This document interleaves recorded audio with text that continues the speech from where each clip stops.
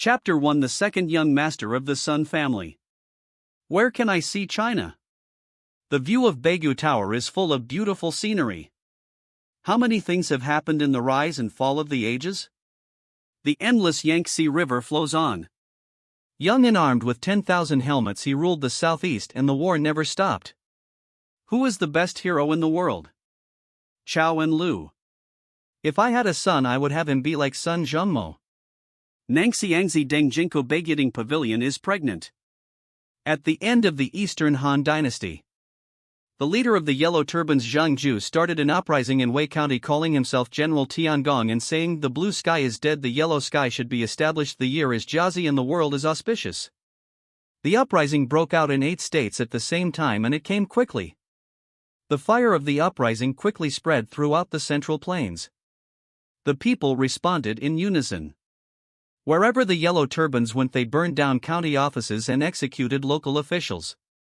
Officials and powerful people fled in panic, and the Lu family's empire was on the verge of collapse.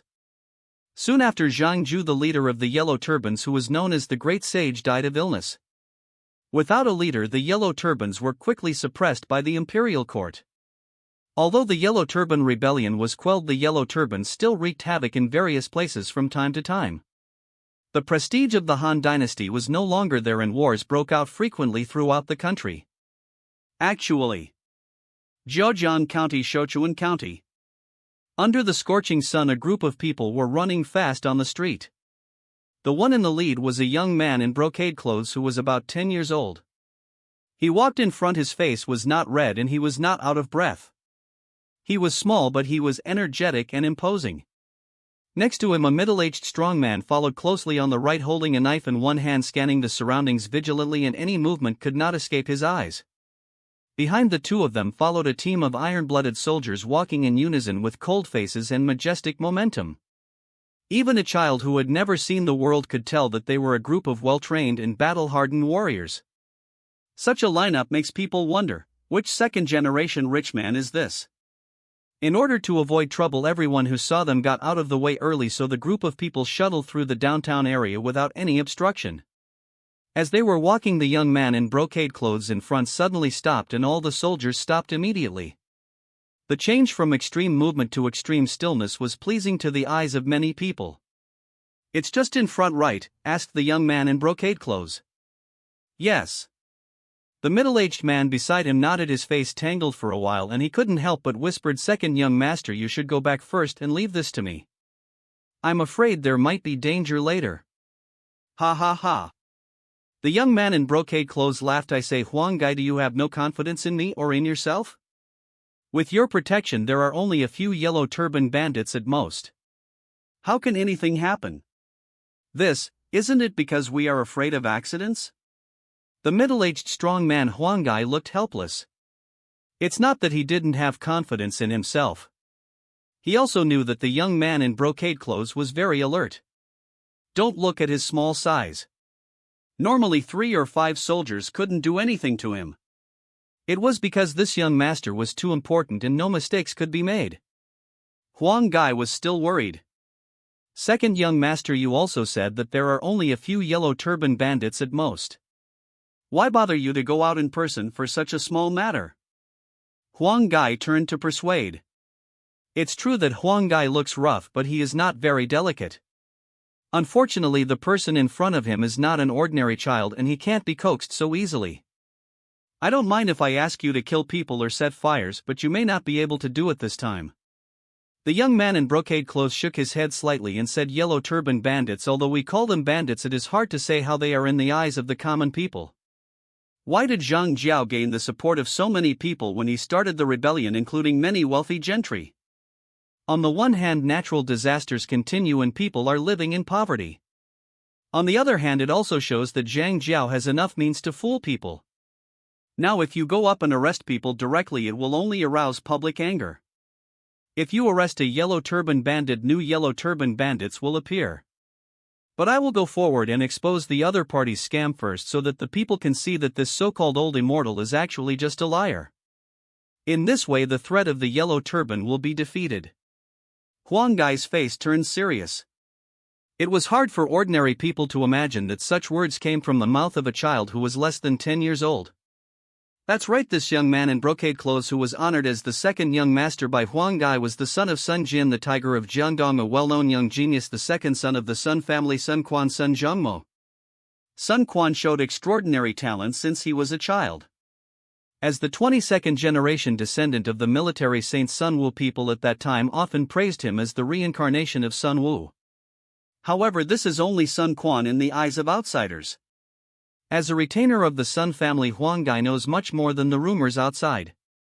The second son of the Sun family is definitely more than just a young genius. There are so many young geniuses in this world, but there has never been one like Sun Quan. Little do people know that Sun Quan's core position in the Sun family is even higher than that of his brother Sun Su.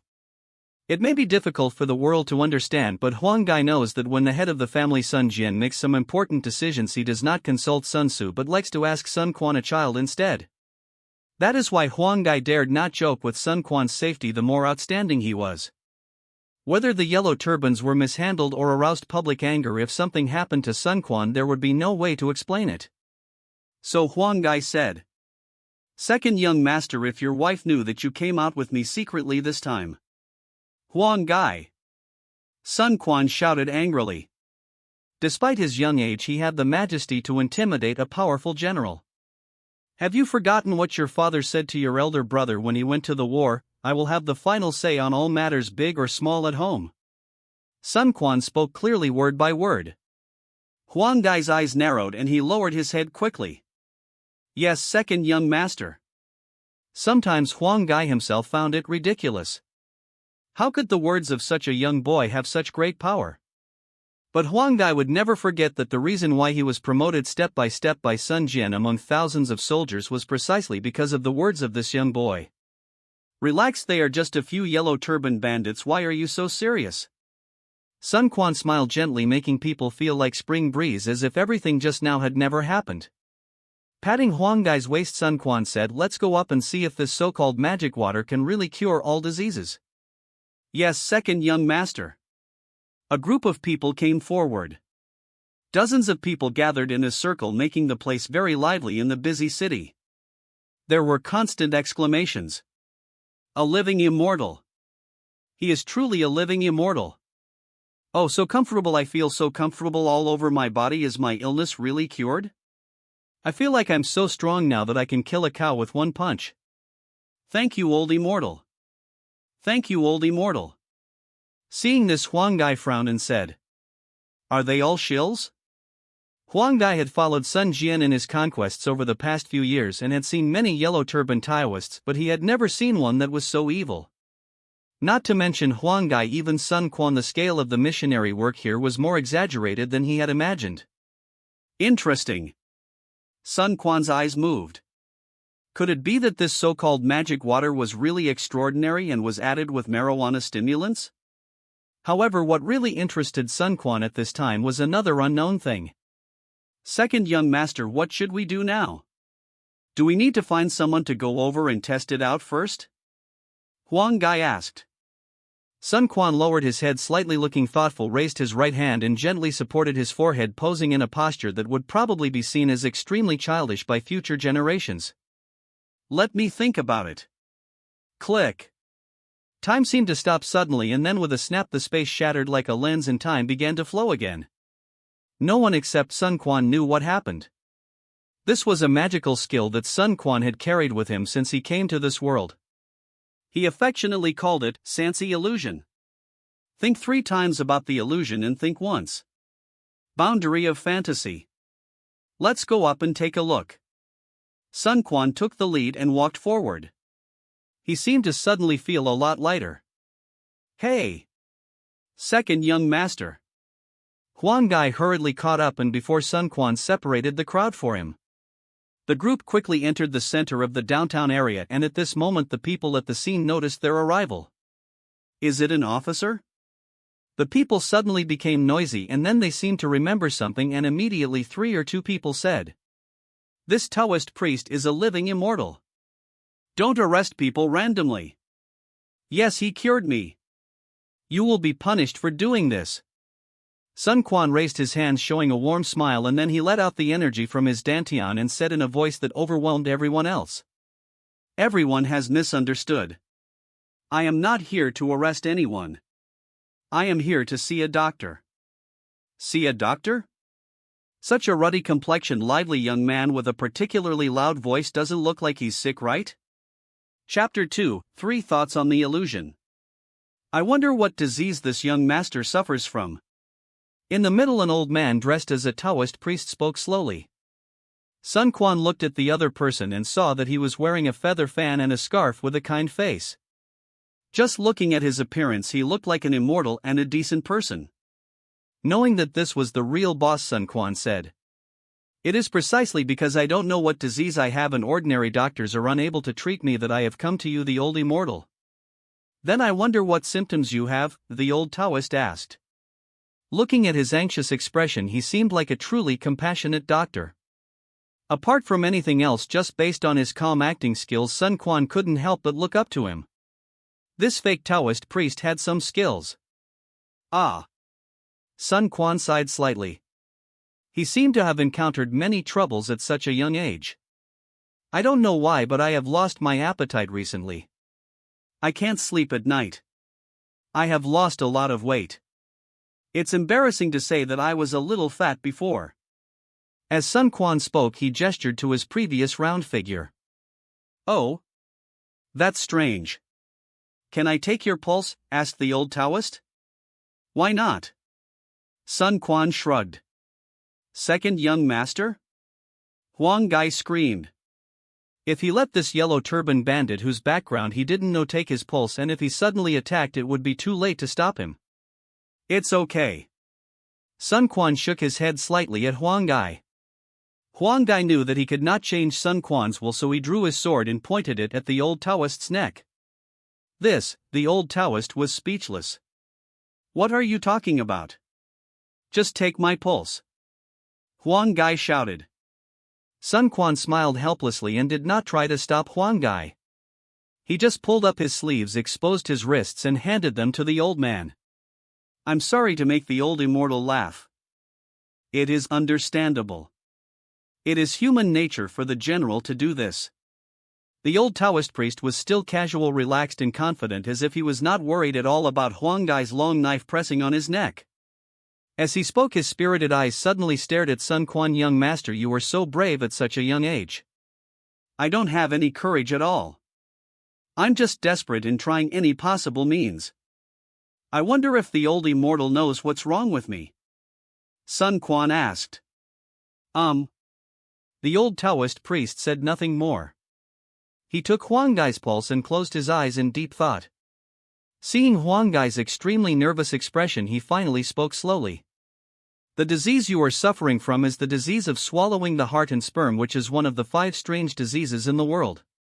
Hearing this, Sun Quan almost laughed out loud. "It's really hard for you to make up stories. Let me hear how you fool people. If you don't give me some solid information, how can we continue to play this game?" Holding back his laughter, Sun Quan put on a nervous and excited face, grabbed the old Taoist priest's hand, and shouted, "Is there any cure for my illness?" The old Taoist priest smiled. "Don't worry, sir. I'm not sure if others can cure this disease, but as long as you drink this bowl of magic water, I can cure any difficult and complicated disease." "Is it really that powerful?" Sun Quan said, staring into the other person's eyes. "Sir, you may give it a try. If it doesn't work, just let the general chop off my head," said the old Taoist, pointing to the head on his neck. Sun Quan narrowed his eyes, feeling strange, indescribable. Sun Quan knew whether he was sick or not, and the old man should also know that. Under such circumstances, he dared to make such a bold statement. Usually he was either a madman or a fool. Was he betting that he would not dare to drink the magic water? Or was he convinced that he was not sick, so no matter what he drank he would be cured? Wow, he really turned the tables. If this were the real world, Sun Quan would really be helpless against the old Taoist priest. Unfortunately, this is an illusion, a fancy illusion that can perfectly simulate the reality. There is nothing that Sun Quan dare not do in real life. Then I won't be polite. Sun Quan replied after a slight hesitation. However, how about we each take half of this bowl of talisman water? Sun Quan said to the old Taoist priest. The old Taoist smiled and nodded. Human nature. So he took another bowl and divided the talisman water into two parts. Huang Gai was about to speak, but he stopped talking in the end. First, there were more than one or two people who had just drunk the magic water, and at least no abnormalities were seen so far. Second, the old Taoist priest had been here for a long time, otherwise Huang Gai and his men would not have heard of the news and rushed here, and there were no reports of anyone dying of poisoning after drinking the old Taoist priest's magic water. Third, Sun Quan and the old Taoist priest drank the same bowl of magic water, half each. In summary, although Huang Gai did not think that the magic water had any effect, it should at least be non-toxic. Please. Sun Quan took the bowl and gestured to the old Taoist priest. Please. The old Taoist priest was tactful and drank first as a sign of respect. Seeing this, Sun Quan did not hesitate and drank it down. Just like drinking wine, Sun Quan drank very slowly, tasting it while drinking it. He wanted to personally experience what this so-called magic water was made of. Then, reality dividing line. Second young master? Second young master? Sun Quan turned his head to look at Huang Gai. At this time they were outside the crowd, and the noisy calls of Old Immortal and Old Immortal rang in their ears. In an instant Sun Quan's face became gloomy. He actually came out of Sanxi's illusion? After years of exploration, Sun Quan found that there are only 3 ways to get out of the 3 thoughts illusion. 1. Exit voluntarily. At any time, if Sun Quan wants to leave the illusion, he can immediately return to reality. 2. Time limit. In the 3 thoughts illusion, each thought can only last for 1 hour at most. If the time is exceeded, it will automatically exit. 3. Lose consciousness, including falling asleep, coma, and of course death, but Sun Quan has never died in the illusion. So what is going on? Second young master, what's wrong with you? You don't look well? Huang Gai asked with concern. I suddenly thought of something that I must think about carefully. Please don't disturb me for now and protect me. Sun Quan said. Yes. Huang Gai immediately ordered the soldiers to surround Sun Quan tightly. There's something wrong with the magic water. Did the old man secretly tamper with it when he divided it? No, Huang Gai and I saw it clearly at the time, and he didn't have any chance to tamper with it. Then did he take the antidote in advance? But the other people didn't see anything unusual? Sun Quan pondered. So he was not poisoned to death, nor was he knocked unconscious. Could it be Huang Gai? Sun Quan looked up. Exist. Which soldier here are you most familiar with? Sun Quan asked. Huang Gai pulled one man out of the team and introduced him to Sun Quan. Zhou Tai followed me a long time ago. Oh? Sun Quan's eyes flashed and he looked at the soldier carefully. If he was not someone with the same name, it would be a pleasant surprise. Is it reliable? Sun Quan asked. Absolutely reliable. Huang Gai answered loudly. Very good. Sun Quan curled his lips. Click. Time stands still. Think 3 times about the illusion and think twice. Boundary of fantasy. Follow me. Sun Quan stepped forward first and Huang Gai quickly followed, separating the crowd for him. Old Immortal, I heard that you have talismanic water that can cure all diseases? This time Sun Quan chose to get straight to the point. Oh? Is the young master ill? The old Taoist looked Sun Quan up and down. Sun Quan shook his head and pulled Zhou Tai out of the team. It is I, the soldier, who is ill. My God, seeing Zhou Tai's healthy dark skin, strong and powerful muscles and fierce aura, only those who believe he is sick would be sick. What's the problem? The old Taoist priest asked directly. Heart-eating and sperm-devouring disease. Sun Quan raised his lips. This is one of the 5 strange diseases in the world. You must have heard of it, Old Immortal? It's a heart-eating and sperm-devouring disease. So this is what it is. It's a very rare disease. The old Taoist said, stroking his beard. Sun Quan's eyes lit up. From what you heard, the old immortal can heal?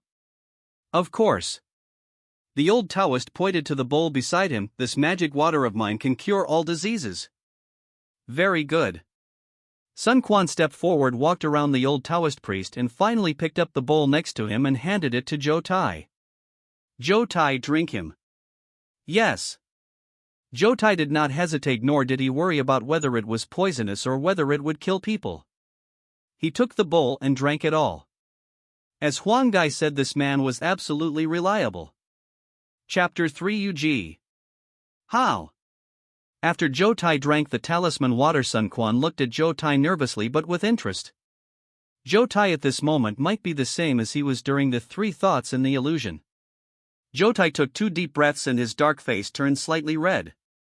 It's very comfortable and it seems like I have endless energy. Great immortal. Old immortal.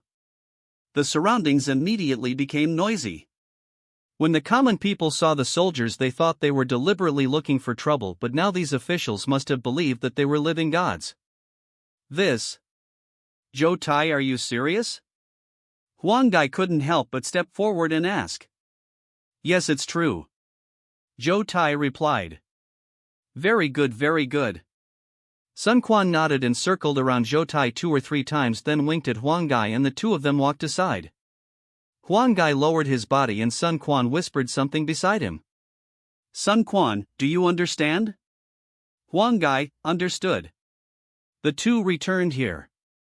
Zhou Tai, let me ask you again, how do you feel? Sun Quan asked Zhou Tai again. Very good. Zhou Tai answered loudly, and then he couldn't help but add, it feels better than ever. Bang bang bang. Sun Quan clapped his hands. He is indeed a living immortal. I have yet to ask, what is the name of this old immortal? I can't be called a god, I'm just Yuji. The old Taoist priest bowed slightly to Sun Quan. I just happened to be traveling here and saw that the people were in poverty and had no money to treat their illnesses, so I helped them. It turns out to be Taoist Yuji. I have heard of you for a long time. Sun Quan's smile instantly became 3 times brighter. Second young master, I've heard of this Yuji. He's like a dragon that's hard to find. If it's me, he might be hard to deal with. Huang Gai immediately said in a low voice. In short, do as I instructed before. Sun Quan said. Yes. I admire your kindness, Taoist priest. But I may say something offensive, but I am somewhat unsure whether this talisman water is really effective. Sun Quan said suddenly. What do you think, sir? Yuji asked. It's very simple. Sun Quan waved his hand. Come here, burn incense. Soon a soldier found a stick of incense and Sun Quan went forward to light it himself. For 1 stick of incense, the soldier will stay here. You please stay here too. I will go back and ask for credit for you. After 1 stick of incense, if everything goes as usual, I will send you a plaque and the government will set up a platform for you to preach. I keep my word and all the people here can testify to that. Sun Quan said and then changed the subject. However, if you want to leave within this stick of incense, people will inevitably suspect that you are guilty and my men will probably not be polite. You can't even wait for 1 stick of incense, right? Yuji did not answer directly but asked. May I know your name, sir? Sun Quan bowed his hands. Sun Quan, Sun Zhongmo. So you are the 2nd young master of the Sun family. It's true that hearing about someone is worse than meeting him in person. Well, I will wait for you here for the time of an incense stick, said Yuji. Sun Quan signaled to Huang Gai and then left under the escort of several soldiers. Huang Gai, Zhou Tai and a group of soldiers all stayed where they were. After passing through the busy city and walking about a mile away, Sun Quan waved his men away and went into an empty alley. Then he took out a scroll from his bosom. I didn't expect it to be Yuji. He's rich. Let me see what this treasure is. There were only a few large characters on the cover of the volume, Shanqing Heart Sutra. Sun Quan did not delay and immediately sat down on the ground and read word by word. The time of a stick of incense, fast or slow. Since Sun Quan left, the old Taoist Yuji had been in a state of dozing with his eyes closed. Now he suddenly opened his eyes, looked at the incense that had burned to the bottom and slowly spoke. Does it take so long to go there and back? In this era, few people can time it so accurately, or in other words, the burning time of each incense stick is affected by various conditions and is not so accurate. Under this premise, people tend to give more time. Since Sun Quan said one incense stick, even if he doesn't come back in half an incense stick, he should come back in 3/4 of an incense stick. As for determining the efficacy of the talisman water, Sun Quan should come back first and then wait for one incense stick to end. Maybe something has delayed him. Taoist priest, you may wait a little longer. Huang Gai replied. Yu Ji narrowed his eyes. Although he didn't know what was wrong, his intuition told him that something was wrong. You know, Sun Quan's delay in returning could have caused him to encounter an accident, but Huang Gai didn't seem to be worried or anxious at all. It was obvious that before Sun Quan left, he had already informed Huang Gai that he would be back late or even not at all. But what exactly was Sun Quan's purpose? Yu Ji couldn't figure it out for a while. Did he want to go back and mobilize troops to capture him? He should have come earlier. This matter was full of strangeness. Yu Ji was very alert. Since he couldn't understand it, there was no need for him to take risks. So Yu Ji stood up and... One stick of incense has passed and the second young master hasn't come back yet. I can leave now. Master, are you in such a hurry to leave? Are you really guilty? Huang Gai said as he approached Yu Ji. If the Taoist priest was guilty, he wouldn't have waited here for a whole incense stick of time. Yu Ji replied while slowly backing away. Seeing this, Huang Gai suddenly shouted. Zhou Tai! Do it! Yes! Zhou Tai drew his sword without hesitation. But the next moment Huang Gai's face changed. It turned out that Zhou Tai did not draw his sword and rush towards Yu Ji, but started slashing at the crowd directly. What a demon! Huang Gai shouted angrily. The reason why Zhou Tai behaved like this was obviously because he had just drunk Yu Ji Fu's water. Compared with the chaos at the scene and Huang Gai's rage, Yu Ji was very calm. His eyes flashed as he continued to think about Sun Quan's purpose, but he did not regard Huang Gai as a threat at all. Huang Gai did this suddenly. It must be Sun Quan's order in advance, but since he decided to take action, why did he wait for an incense stick of time? To facilitate Sun Quan to leave this dangerous place? Then Sun Quan should have sent reinforcements immediately after returning. Although it was only the first time they met, based on what he had just seen, Yu Ji already had a certain preliminary understanding of Sun Quan. Although the second son of the Sun family was young, he was cautious and intelligent. Such a guy would never take it for granted that Huang Gai would definitely be able to capture Yu Ji. He did not send reinforcements, which showed that Sun Quan's real purpose was not to capture and kill Yu Ji.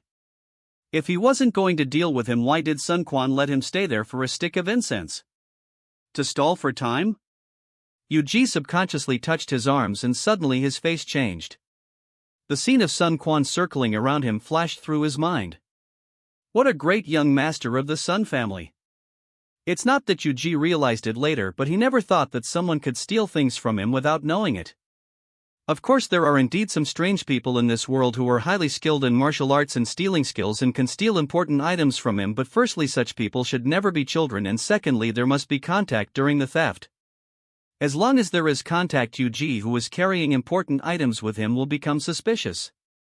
As long as he has suspicion, Yu Ji will check on the spot, so even if the items have been stolen, Yu Ji will definitely not find out after so long.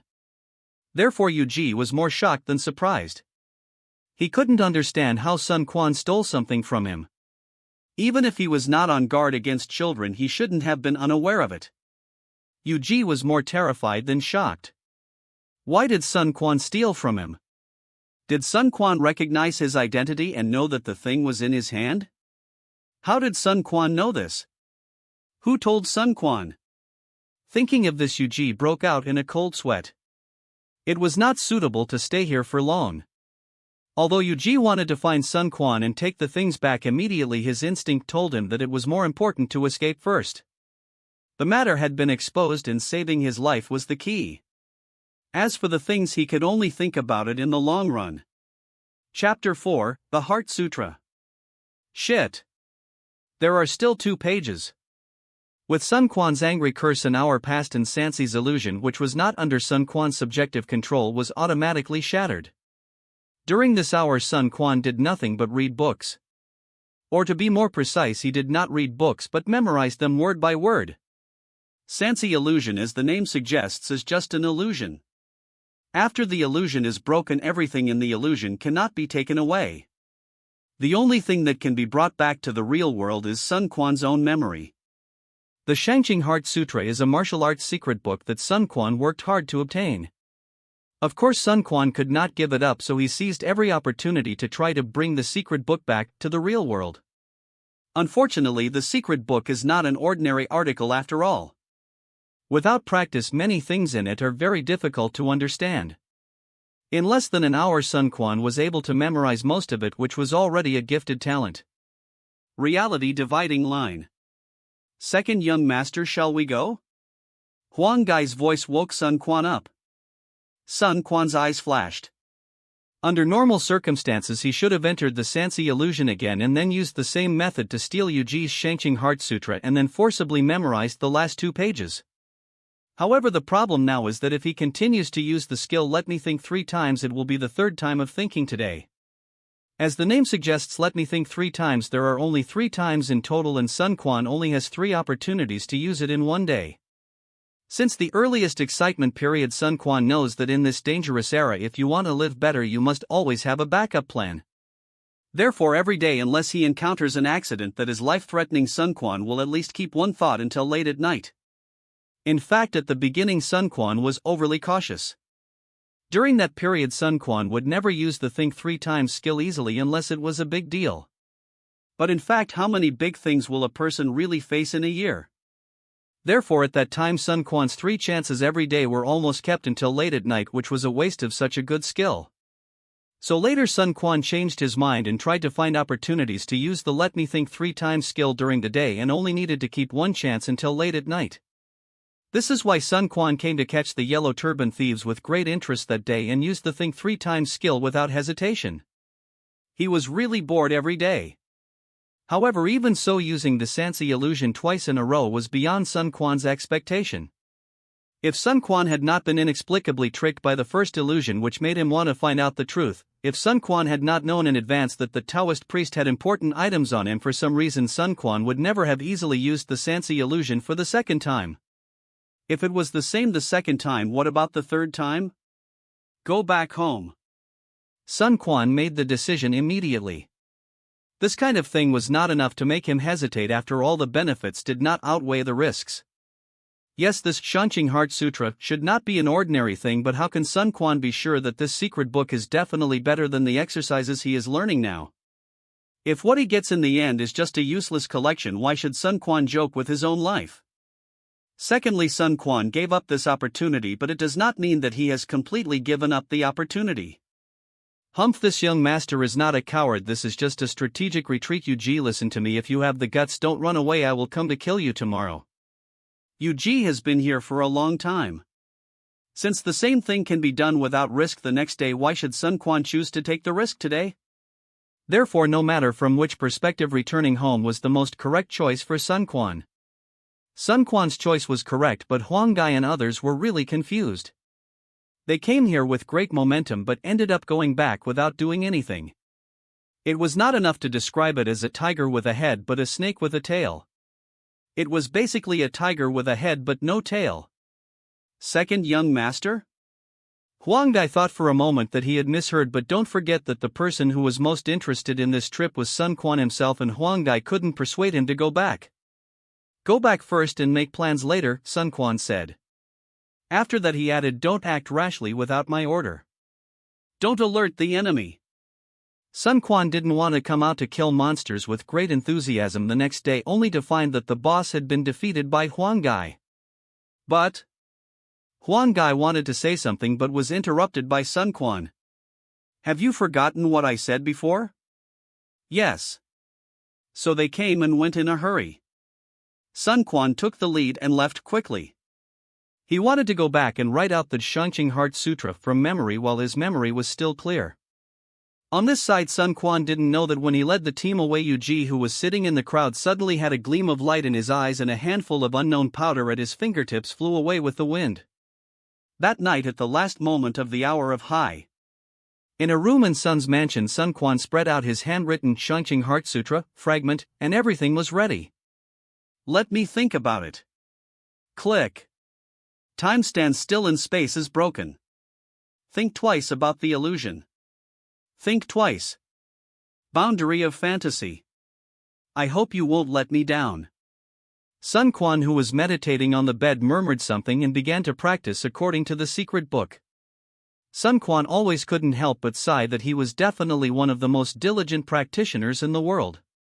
Because every day Sun Quan had at least one illusion that lasted until late at night, and he didn't want to waste such a good skill, so in the end all these opportunities reserved for emergencies were used by Sun Quan to practice.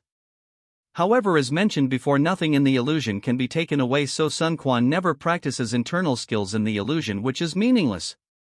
In the illusion, Sun Quan either practices moves or fights with others to gain experience. This is why, although Sun Quan is young and his skills are not profound, he can easily beat 3 or 5 soldiers. Even children know that you can't eat other people's food or practice other people's martial arts randomly, so for the sake of caution, Sun Quan chose to practice the Shouchun Heart Sutra stolen from Yuji in the illusion this time. If there is no problem after practicing and the effect is good, better than Sun Quan's original martial arts, then Sun Quan will decide to practice it formally in reality. Not long after, green smoke slowly emerged from the top of Sun Quan's head as he closed his eyes and practiced Qigong. Ding! A voice appeared in his mind, and Sun Quan suddenly opened his eyes with a faint green light flashing in them. It's done! At this time in his inner world, little Sun Quan was standing on a huge card. The middle of the card reflected Sun Quan's current appearance, with Sun Quan's name on the left, 5 bright magatama on the top, and the description of the skill, "Let me think twice," engraved on the bottom. Of course, none of the above was Sun Quan's focus. He just rolled and crawled to the bottom of the card, where there was an extra line of text that had never appeared before. After seeing it, Sun Quan was instantly ecstatic. Ha ha ha ha ha. God help me. It only says above. The first level of Shouchun Heart Sutra, the top level of martial arts. Chapter 5, Amidst. The first level of Shouchun Heart Sutra is the top level of martial arts. The reason why Sun Quan was ecstatic after seeing this text was actually very simple. Just look at the text above it and you will know: the third level of Sun's Heart Sutra, a middle grade martial arts level. Sun Quan had practiced martial arts since he was young, and it was not surprising that he had practiced the family's secret method to the third level in a few years. However, the words middle grade martial arts level had always been a thorn in his throat. Sun Quan could not let it go, and his enthusiasm and motivation for practicing martial arts were reduced. There was no way. He knew that the martial arts he practiced was just an ordinary one, and that there were many better martial arts out there. Normal people would definitely want to pursue better ones. At the end of the Eastern Han Dynasty, there were countless aristocratic families in the world. The most common ones were local gentry, that is, local landlords and gentry. However, although these gentry were common, their power was deeply rooted. They not only monopolized a large amount of land and a large amount of money, but also monopolized education. People without money were not qualified to study at all. If they had not studied, they naturally could not become officials. Of course, even if you had studied, it would be useless if you were not a child of an aristocratic family, because in this era there was another condition for becoming an official, that is to recommend filial and honest people. If you were not from a wealthy family and had no special relationship, who would recommend you as a filial and honest person? This led to the fact that almost all officials came from aristocratic families, and these officials naturally consolidated their family heritage in turn. In addition to the local gentry, there are also some special families that shine sporadically in the world, such as martial arts families, music families, literary families, Confucianism, Taoism, military strategists, Moism, etc. Taoism has now declined because of Jiujiang. In the peaceful and prosperous times, the most prominent one is the Kong family, the representative of Confucianism. The great Confucian scholar of the time, Kong Rong, has disciples all over the world and is very famous. Of course, with the advent of troubled times, military strategists also rose. The Sun family, as the descendants of Sun Wu, is naturally the representative of military strategists. Since the Yellow Turban rebellion, Sun Jian was summoned by the court to quell the rebellion. In just a few years he was promoted from a county magistrate to the governor of Changsha and was even conferred a title by the court for his military exploits. This also shows the deterrence of military strategists on the battlefield. The descendants of the Sun family mainly studied the art of war and then martial arts. Fortunately, the Sun family was a military family and had to fight. Otherwise, their family inherited mental skills might not even be ranked as medium grade. However, although the Sun family mental skills is only considered medium grade from the perspective of martial arts, it is very suitable for killing enemies on the battlefield. In war it is more useful than many high-grade martial arts. Unfortunately, Sun Quan is a peculiar person in the Sun family. Although he knows the art of war very well, he can't use it at all. Instead, he is very interested in martial arts. Sun Jian can't do anything about it. Fortunately, Sun Quan's eldest brother Sun Su was a standard descendant of the military family. His attainments in the art of war are even better than Sun Jian. With someone to take over, Sun Jian will naturally let Sun Quan do what he wants. To be honest, if Sun Quan is really talented in martial arts, Sun Jian will definitely do his best to support him. By then, as long as the brothers are united and can be both civil and martial, who in the world can be the enemy? Unfortunately, there were no martial arts schools that would recruit many disciples in this era, so how could those martial arts families pass on their family martial arts to outsiders? Even if Sun Jian wanted to, he was powerless. Therefore, this is Sun Quan's good fortune and also Sun Quan's luck. It is much more difficult to obtain top-grade martial arts than Sun Quan imagined. As a result, Sun Quan not only got it but also got it in his childhood. As we all know, the best time to practice martial arts is childhood. If Sun Quan waited until he was 20 years old to get a top-grade martial arts book, then unless there was a special adventure, Sun Quan would basically not be able to become a top master. Now Sun Quan has at least got the pass to be promoted to the top. However, Sun Quan did not know that this pass would make him regretful in the future. No matter what, Sun Quan was lucky and excited at the moment. So Sun Quan did not bother to wait for the illusion time to end and took the initiative to exit the Sansi illusion.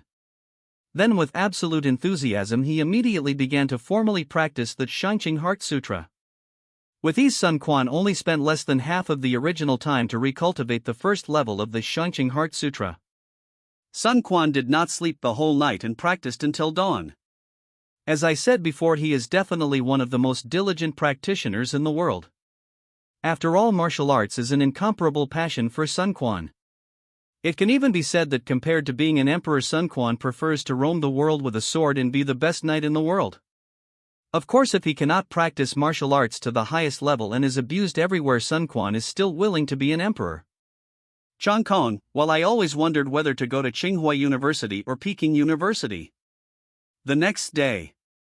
If Sun Quan had not remembered that Jiuji still had 2 pages of the Shouchun Heart Sutra that he had not written down, he would have almost not wanted to go out. With his current excitement, he would not stop until he had practiced for 3 days and 3 nights in one go. Sun Mansion. Huang Gai, let's go quickly and come back quickly. Sun Quan summoned his subordinates and was about to set off immediately. Well, second young master. Huang Gai seemed to be hesitant to speak. Sun Quan's eyebrows jumped and he had a bad feeling. How? I just got the news that the Yellow Turban demon didn't seem to show up today. Huang Gai said weakly. Sun Quan's face changed and he immediately became furious. Didn't I tell you not to alert the enemy? Huang Gai immediately said. Since the second young master gave the order, I naturally did not take any action. I even withdrew all the spies yesterday. Sun Quan remained silent. He was not a fool. After listening to Huang Gai's words, he naturally came to his senses. Yes, if the enemy was really alerted, Sun Quan would have received the news when Yuji left instead of now, when he only realized it the next day. Did someone leak the news? Sun Quan asked in a deep voice. Probably not. Huang Gai replied. Sun Quan nodded, not because he trusted Huang Gai's men that much, but if someone really leaked the news, they should have informed Yuji in advance when they went there yesterday. In that case, Sun Quan and his men would not have been able to meet Yuji yesterday. Have you sent someone to investigate? When did the person leave? Are there any witnesses? Which direction did he go? Sun Quan asked. I have just sent someone there and I believe we will have an answer soon. Huang Gai replied. However, Sun Quan no longer had any hope. Yu Ji was not an ordinary person. According to Huang Gai, he was like a dragon that could not be seen from head to tail. He was highly skilled in martial arts and had been wandering around the world for many years. If he escaped, it would be impossible for ordinary people to find him. The only hope Sun Quan had was that Yu Ji had not escaped but had failed to show up today for some other reason. For a moment Sun Quan regretted it. If he had used all 3 illusions on the spot yesterday, there would be no accident now. However, regret is regret, which is human nature, but to be honest, Sun Quan will definitely act according to the strategy set early in the morning. A good strategy can guarantee a 99% success rate. Sun Quan does not need to take risks for that 1% possibility. After all, there will be a second time if there is a first time. Sun Quan succeeded this time, but can you guarantee that he will succeed next time? Maybe he will lose his life next time because of misusing skills. Soon the answer came. As expected, Yu Ji ran away, and he ran away right after Sun Quan and others left the day before. Oh! Sun Quan slapped his forehead in regret. It turned out that he had already alerted the enemy when he went there. Yu Ji must have discovered the arrival of Sun Quan and his party at that time, but Sun Quan did nothing and suddenly returned home. It was understandable that Yu Ji was suspicious and left immediately. To be honest, if Sun Quan had done something casually at that time, Yu Ji would not have been scared away. Chapter 6. Mrs. Wu. Seeing that Sun Quan seemed to be blaming himself, Huang Gai comforted him. Second, young master, no matter what the result is always good. The evil Taoist has a high reputation among the people recently.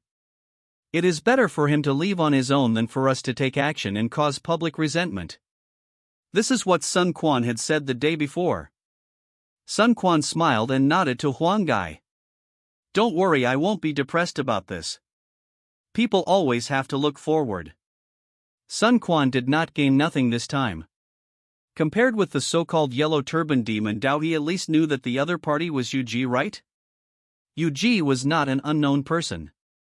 Sun Quan did not believe that he would hide in the mountains all his life. Besides, why did Yu Ji hide? What did Sun Quan do? Did he do anything to him? Everything happened in the Sansi illusion. Even if Yu Ji escaped from Shouchun this time out of caution, he would only think that the authorities expelled him as a Yellow Turban bandit. If he changed places, Yu Ji would still show up. However, I don't know whether the secret book of Shouchun Heart Sutra will still be in Yu Ji's possession when it appears next time. It was not until this moment that Sun Quan really began to think about this question. Why did Yu Ji carry such an important martial arts secret book with him? There are 3 reasons. First, Yu Ji is homeless and alone, and he doesn't want his martial arts to be lost if something happens to him, so he has to carry it with him. Although this possibility exists, it is the lowest. Second, Yu Ji plans to give the secret book to someone for some reason, such as taking in a disciple. Third, Shouchun Heart Sutra is not the original practice of Yu Ji, and he just got this secret book not long ago, so he keeps it with him for the time being. Sun Quan thought about it and thought maybe he could ask someone about it. For example, Yu Ji's background, what kind of martial arts he practiced, or the Shouchun Heart Sutra, maybe it was also famous in the martial arts world? By the way, how much do you know about Yu Ji? Sun Quan adopted the principle of proximity and went directly to Huang Gai. Yu Ji? Huang Gai didn't know why Sun Quan suddenly asked this, but he answered anyway. In the past, Yu Ji was as famous as Zhang Ju of the Yellow Turbans. However, unlike Zhang Ju, Yu Ji always kept to himself and didn't accept any followers. Because he was a lone ranger, there is not much information about him.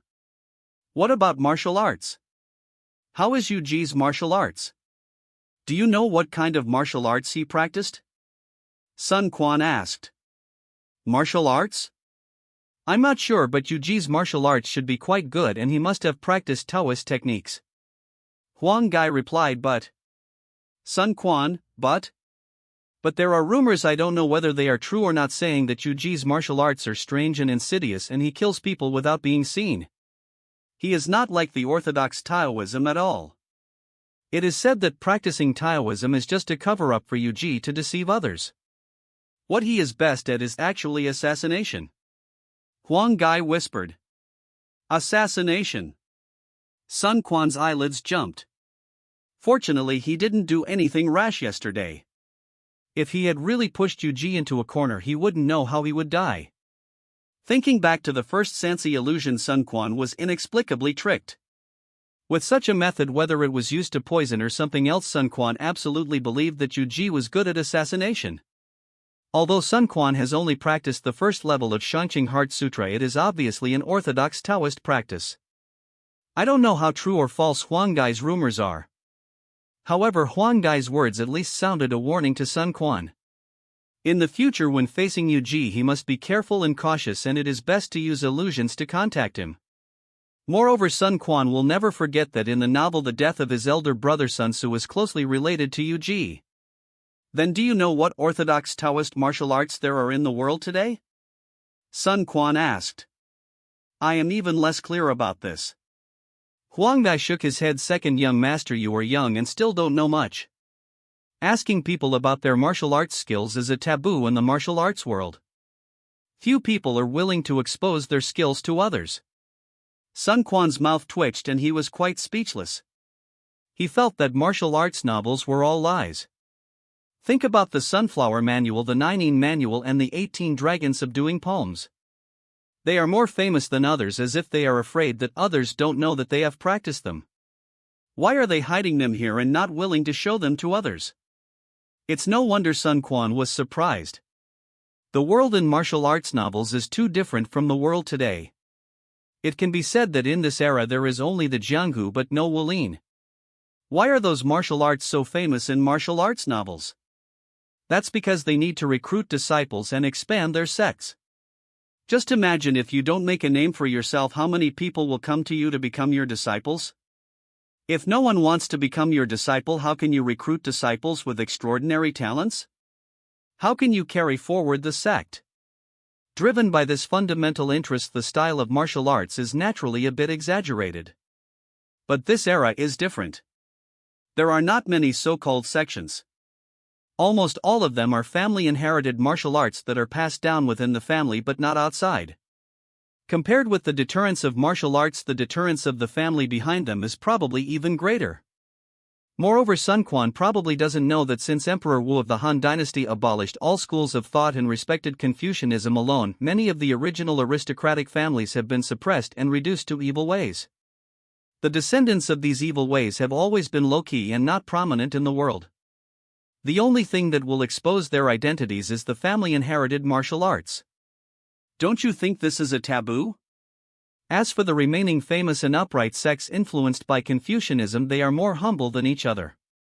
In their words, practicing martial arts is to strengthen the body. Would such a person show off his martial arts everywhere? As the saying goes, wealth should not be revealed. Since they are all family-inherited martial arts, how many people want their martial arts to be remembered by others at any time? So the Sun family's family-inherited name is Sun's Heart Method, not Dragon Subduing Kung Fu or Tiger Subduing Fist and other exaggerated names. So Sun Quan was still a little too naive. He had always dreamed of traveling the world alone with a sword. Maybe he could really do it, but it was far from being as cool and romantic as he imagined. And if Sun Quan tried to break the secular world, create a new era, set off a martial arts trend, establish his own sect and recruit disciples, he would probably be immediately classified as the second Zhang Jiao. Okay, send someone to keep an eye on it recently. If there is any information about Yuji, or if there is any news that Yuji appears nearby, notify me immediately. Sun Quan ordered. As soon as the words fell. Yuji? What do you want to do with Yuji? Quan, you are making trouble again. A clear, pleasant but majestic voice sounded from behind Sun Quan. Sun Quan's face froze and he quickly turned around, instantly putting on an innocent face. Mother, when did you come? In the Sun Mansion, apart from his father Sun Jian and his elder brother Sun Tzu, the only person who could discipline Sun Quan was probably Sun Quan's mother, Madame Wu. Madame Wu was well educated and well mannered and came from a famous family. The Wu family was one of the most prestigious families in Wu County, Jiangdong, and a standard local aristocratic family. In many cases even Sun Jian had to ask for Madame Wu's opinion after all the entire Wu family stood behind her. General Huang, this brat has caused you a lot of trouble these days. Mrs. Wu ignored Sun Quan's attempt to please her and spoke to Huang Gai first. Madam, that's not true. I will benefit a lot from following the second young master. Huang Gai bowed and replied quickly. Although this was suspected of flattery, it was not false. Sun Quan's style of doing things was a bit strange, but he was definitely not a second-generation rich man. Of course, if Sun Quan was really a dandy, how could Sun Jian give such a child so much power? At least Sun Quan could never mobilize a retainer of Huang Gai's level. He is an unlearned boy who runs around everywhere all day long and doesn't set a good example for his brothers and sisters. It's lucky that he doesn't do anything bad. Quan, your father and elder brother will be back in a few days. Let's see how you will report to them. Mrs. Wu said. She was quite helpless about this son, but she doted on him more. Chapter 7. I heard that the Chow family has 2 daughters. Then I will take my leave first. Huang Gai clasped his fists and said, since Madame Wu has come, Sun Quan cannot get away for the time being. Sun Quan blinked at Huang Gai and Huang Gai nodded slightly, indicating that he understood. Mrs. Wu pretended not to notice the 2 people's little actions. After Huang Gai left, Mrs. Wu turned and walked inside. Come with me, your brother and sister have already started their lessons. Sun Quan immediately made a bitter face and complained. My younger brothers and sisters are younger than me. Why should I study with them? You're not that old. Mrs. Wu reminded. Although Sun Quan was sensible since he was young, he was actually not much older than his brothers and sisters. If he were in later times, he would not even have graduated from elementary school. But Sun Quan was not convinced. What's the use of age? Knowledge is the key. There are child prodigies who go to college at the age of 10. Letting a college student go to elementary school and in the first or second grade is fine for 1 or 2 days, but in the long run, who can stand it? Mrs. Wu seemed to see through Sun Quan's thoughts and couldn't help but say, You are just a fool. If you were half as good as your brother, I wouldn't bother with you. Mother, what you said is not right. I clearly have great ambitions in my heart and a lot of plans in my mind. I don't want to learn, but I have the skills. Sun Quan said with a smile. Okay, go ahead. Mrs. Wu was helpless. After all, what Sun Quan said was true. He could learn many things once he learned them, and he could draw inferences from them.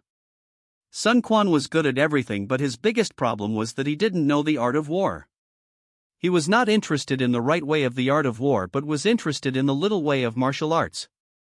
If he was born in another family, it would be fine, but this was the Sun family and he was the descendant of that grandson. You said Sun Quan is so smart, a rare genius, and any parent would be disappointed if he didn't follow the right path. If Sun Quan is not worth cultivating and Madame Wu doesn't have high expectations for him, then she won't bother to care about him. I'm not kidding. I know the art of war and the art of war by heart. Which of my brothers and sisters can compare to me? Sun Quan couldn't help but say. You are so old, but you still compare yourself with your brothers and sisters.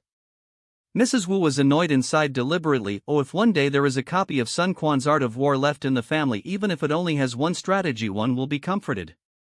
This is easy. Sun Quan's eyes turned and he spoke immediately. When the enemy advances, we retreat. When the enemy stays, we harass. When the enemy tires, we attack. When the enemy retreats, we pursue. What do you think of this plan, mother? Nonsense. Madame Wu's face darkened and her tone became serious. The art of war is not a joke. Do you know how many soldiers may be sacrificed on the battlefield just because of your joke? Forehead. Sun Quan was speechless and could only bow his head and admit his mistake. Mother, I was wrong. This is the generation gap. Of course, the gap is a bit deep. Sun Quan didn't want to explain anything because it didn't make sense. Not to mention that he was just a little kid. Even if his elder brother Sun Se said this, the result would be the same. The effectiveness of any military strategy is verified time and time again on the battlefield. It is definitely not that it will be successful just because it seems reasonable. Talking about military strategy on paper will only hurt others and yourself. Therefore Sun Quan really has no way to deal with the art of war. Everyone in later generations has read The Art of War by Sun Tzu and knows the 36 stratagems, but how many of them are ever victorious generals? There are too many unexpected events on the battlefield and too many determining factors. It is not easy to truly master the art of war. Therefore, the principle that Sun Quan has always believed in is, don't take on a job that is not yours. Since he is not the right material, let someone more suitable do it. Whether it is the big brother Sun Tzu today or Zhou Lu Su Lu Meng and Lu Sun later, there are so many talents that they can't be counted. Why should Sun Quan embarrass himself? He only needs to be correct in decision making and in the general direction and promote talents and use them, then there will be no problems. It's good that you admit your mistake. Don't say anything like that in front of your husband later. Mrs. Wu's expression eased a little. Understandable. As they were talking, the two walked to the classroom. Mother. Second brother. His younger brother Sun Yi and younger sister Sun Shangxiang immediately noticed that Sun Quan and Sun Quan were obviously daydreaming in class. Madam, the second young master is here. The gentleman also stopped what he was doing and came forward to greet her. Sir, these little guys are really troublesome to you. Especially Quaner, you must not be polite to him, beat him when he needs to be beaten and show no mercy. Mrs. Wu pulled Sun Quan forward and said, Mother. Sun Quan looked bitter. Is he really his biological son? If this teacher was an ordinary person, Sun Quan would not be afraid. Who would dare to hit him? But how could someone who can be a teacher of Sun Quan and others be an ordinary person? This is equivalent to being the prince's teacher. This person is called Jiujiang. If Chengpu Handang and Huang Gai are the military generals who followed Sun Jian in his campaigns, then Jiujiang is the civil official who now gives advice to the Sun family. Of course, this is the Sun family after all, and Jiujiang can also lead troops to fight. He is a Confucian general similar to Zhou Yu. Madam, you are too polite. The second young master is extremely intelligent. Even if I want to beat him, I need a chance. Jiujiang stroked his goatee and said, showing a gentle smile to Sun Quan. Sun Quan's mouth twitched. You really can't stand me, right? You really want to hit me, right? You just can't find a suitable excuse. After all, I always get full marks in every exam. That's right, Jiujiang really couldn't stand Sun Quan. Of course, it was just the kind of dislike that a teacher has for a student. No teacher would like a disobedient student. As for good grades, was that the result of Jiujiang's teaching? Did Jiujiang need to consider the enrollment rate? Moreover, what Mrs. Wu said was very right. Sun Quan was a role model for his younger brothers and sisters. If you play around all day, skip classes, and don't listen to the lectures, how can your younger brothers and sisters concentrate on going to school? Children have poor self-control, so why would they care if you have good grades? Therefore, once there is a chance, Jiujiang will definitely teach Sun Quan a lesson, killing the chicken to scare the monkey. If the leader is honest, the others will naturally be obedient. Just like Jiujiang tried every means to make trouble for Sun Quan also tried every means to avoid staying here. He turned his eyes and immediately changed the subject while Mrs. Wu was still here. Mother, you just said that father and elder brother will be back soon. Is the war over? Yes, the war in Yichuan has ended and we are preparing to withdraw our troops back to the city, Mrs. Wu replied. So did we win or lose? What do you think? Mrs. Wu asked back, her tone full of strong confidence. The Sun family might lose? Of course we won, shouted the younger brother Sun Yi. He was so excited at such a young age and had the same personality as his older brother Sun Tzu. I heard that your eldest brother performed very well in this first battle. You should learn more from him after you come back. Mrs. Wu touched Sun Yi's head and said. Of course, these words were more directed to Sun Quan, after all Sun Yi was still too young. Brother, you are indeed the eldest brother. Sun Quan praised but immediately changed the subject. By the way, the magistrate of Yichuan County seems to be the nephew of Lu Kong, the governor of Lujiang? Mrs. Wu was stunned, not quite following Sun Quan's train of thought. Xu Ji, who was standing by, took the initiative to help answer. Lu Kong, the governor of Lujiang, is very famous in Jiangdong, and the Lu family is also a well-known wealthy family in that area. This time the Lord crossed the border to fight, and there was more or less this reason. As a result, before the others had time to digest the content, Sun Quan changed the subject again. I heard there is a Chow family in Lujiang? You are talking about the Chow family in Wan County, Lujiang County, right? Zhuji answered again. Although the Chow family is not as good as the Lu family, they control most of the local salt roads. The family is wealthy and well known. If Zhuji could still keep up with Sun Quan's pace at this time, he was also stunned the next moment. Sun Quan said again. I heard that the Chow family has a pair of beautiful daughters? This. Mother, why don't you propose marriage to the Chow family on my behalf? Sun Quan turned to Madame Wu. For a moment everyone at the scene was stunned. Finally Mrs. Wu realized what Sun Quan had said and became furious. She immediately chased and beat Sun Quan. You bastard! What have you learned outside all day? I'll beat you to death. Sun Quan ran away shouting shamelessly. Mom, I'm not kidding. I'm going to get married sooner or later, right? There are so many people who arrange marriages for their children now. Chapter 8, The Technique Revealed. Stop. Mrs. Wu was so angry. In front of so many people Sun Quan had no shame, but she had a face. Although there were indeed many people who arranged marriages, was this something Sun Quan should care about? At such a young age, where did he learn these things? You know, Sun Quan was still so young and he should not have entered puberty. Mrs. Wu naturally thought that Sun Quan had learned bad things from others. He just thought it was fun to marry a wife, and he heard from somewhere that the Chow family had 2 beautiful daughters, so he shouted that he wanted to marry a wife. Call out. Sun Quan relied on his agility and short stature to get out of the classroom in the blink of an eye. Mom, please think about it carefully. If you go too late, it might belong to someone else. Don't you see what you are like now? Would the Chow family be willing to marry their daughter to you? Mrs. Wu followed closely behind with light steps. Original place. Shushi gave a wry smile and skipped class again. Outside. Mrs. Wu is good at body movements and her martial arts are also light and agile. Although she may not be able to do anything to Sun Quan in a few years, that will only happen in a few years. Sun Quan is obviously not her opponent now. But for some reason, every time Mrs. Wu was about to catch Sun Quan would cleverly dodge Mrs. Wu's hand in a strange way. You little bastard, you're as slippery as a loach. Are you rolling around on the ground all day? Mrs. Wu couldn't help but scold. Mrs. Wu was just trying to catch him. If she really wanted to be ruthless, Sun Quan probably wouldn't be able to escape for so long. Mother, you said I'm still so young, how can you be serious with me? Can you let me catch my breath first? Sun Quan replied while dodging. Try to plead with the enemy in this way on the battlefield, Mrs. Wu said and grabbed Sun Quan's hand. Unknown to others in Sun Quan's spiritual world, a card suddenly flashed with light.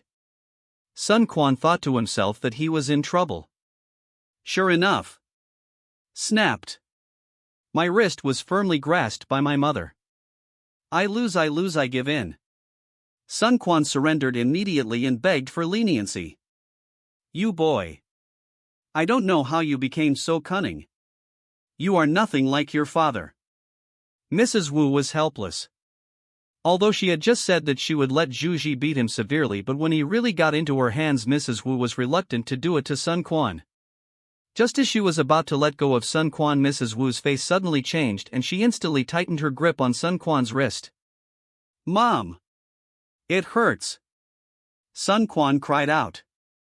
Mrs. Wu's reaction was subconscious, but she couldn't control the strength. Have you secretly learned other martial arts? Mrs. Wu asked with a dark face. No, Sun Quan avoided the question. You're still trying to lie to me. The Sun family's mental method is tough and vigorous, but your pulse is so calm and peaceful it's obvious that you've practiced other martial arts. Madame Wu said, Quaner, this is not a joke, tell me the truth. Oh, this possibly. Sun Quan quickly thought of an excuse. He didn't expect to be exposed so soon and he didn't even have time to make up a reason. Is it that you G? Mrs. Wu suddenly asked. I felt something was wrong for a long time. No wonder you kept asking about Yuji. Was he the one who taught you martial arts? That, you can say that. Sun Quan replied weakly. From a certain perspective, this was indeed true. Quaner, what can I say to you? I know you like martial arts, but you can't do anything reckless. How can you just learn martial arts from strangers? What if something goes wrong while practicing? It is said that loving mothers often spoil their children. Even at this time, Mrs. Wu was reluctant to hit Sun Quan but instead tried to reason with him earnestly. Mom, don't worry, I'm not stupid. I only learned it after I made sure that there was no problem. Sun Quan said. If it weren't for the fact he couldn't speak. He really didn't want to make his mother worry. Confirmed? How can you be sure? How much knowledge do you have? Don't think you are the only smart person in the world. Madame Wu said, besides, even if this is true, who would pass on advanced martial arts to you for no reason? This person must have ulterior motives and may have even secretly set a trap for you. Recite Sun Tzu's Art of War offensive strategy for me. The Art of War. Thus it is said, if you know thy enemy and know thyself, you will not be in danger in 100 battles. If you know yourself but not the enemy, you will have 1 victory and 1 defeat. If you know neither the enemy nor yourself, you will be in danger in every battle. Sun Quan recited. These were the things he had recited the most in these years. As a descendant of Sun Tzu, if he could not recite the Art of War, he would really get beaten. Very good, then let me ask you, how much do you know about Ji? Mrs. Wu asked. Sun Quan's face froze, but he could no longer fool around. If he really knew about Ji, why would he have asked Huang Gai to inquire about him just now? Seeing Sun Quan surrender, Madame Wu held out her hand. Give me the skills first. You are not allowed to practice without my permission. Madame Wu ordered, wait until your father comes back and let him handle this matter. Hey! No way! This is the top grade technique I finally got. Humph, but since you said you can't practice it, I can practice it secretly and no one will know. Anyway, I have successfully practiced the first level now. Whether I continue to practice or not cannot be checked from the pulse alone. But there is a problem. Although only 1 day has passed, the content of the Shouchun Heart Sutra has become a little fuzzy in Sun Quan's memory. He must quickly strengthen his memory so that after the current copy is taken away by Mrs. Wu, Sun Quan can write another copy from memory. It was difficult. With Sun Quan's mother's shrewdness, it was impossible to get rid of her now. As for lying that there was no secret book, did she really think that Mrs. Wu would not search the room? It can be said that Sun Quan could not find any opportunity to let him touch the secret book alone. There's no other way. It seems I can only be a bad boy for once. I'm sorry, Mother. Click.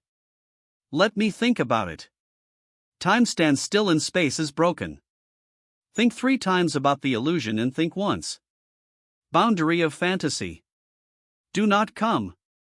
But without any warning, Sun Quan suddenly pulled out the dagger he carried with him for self-defense and pointed it at his own neck. Quaner? What are you doing? Don't get excited. Mrs. Wu was shocked. She had never imagined that her always obedient child would do such an extreme thing. Do not come. Okay, Mother won't come over. You put the knife down first. Let's talk it over. If you want to learn martial arts, Mother will let you practice. Put down the knife, Quaner, be obedient.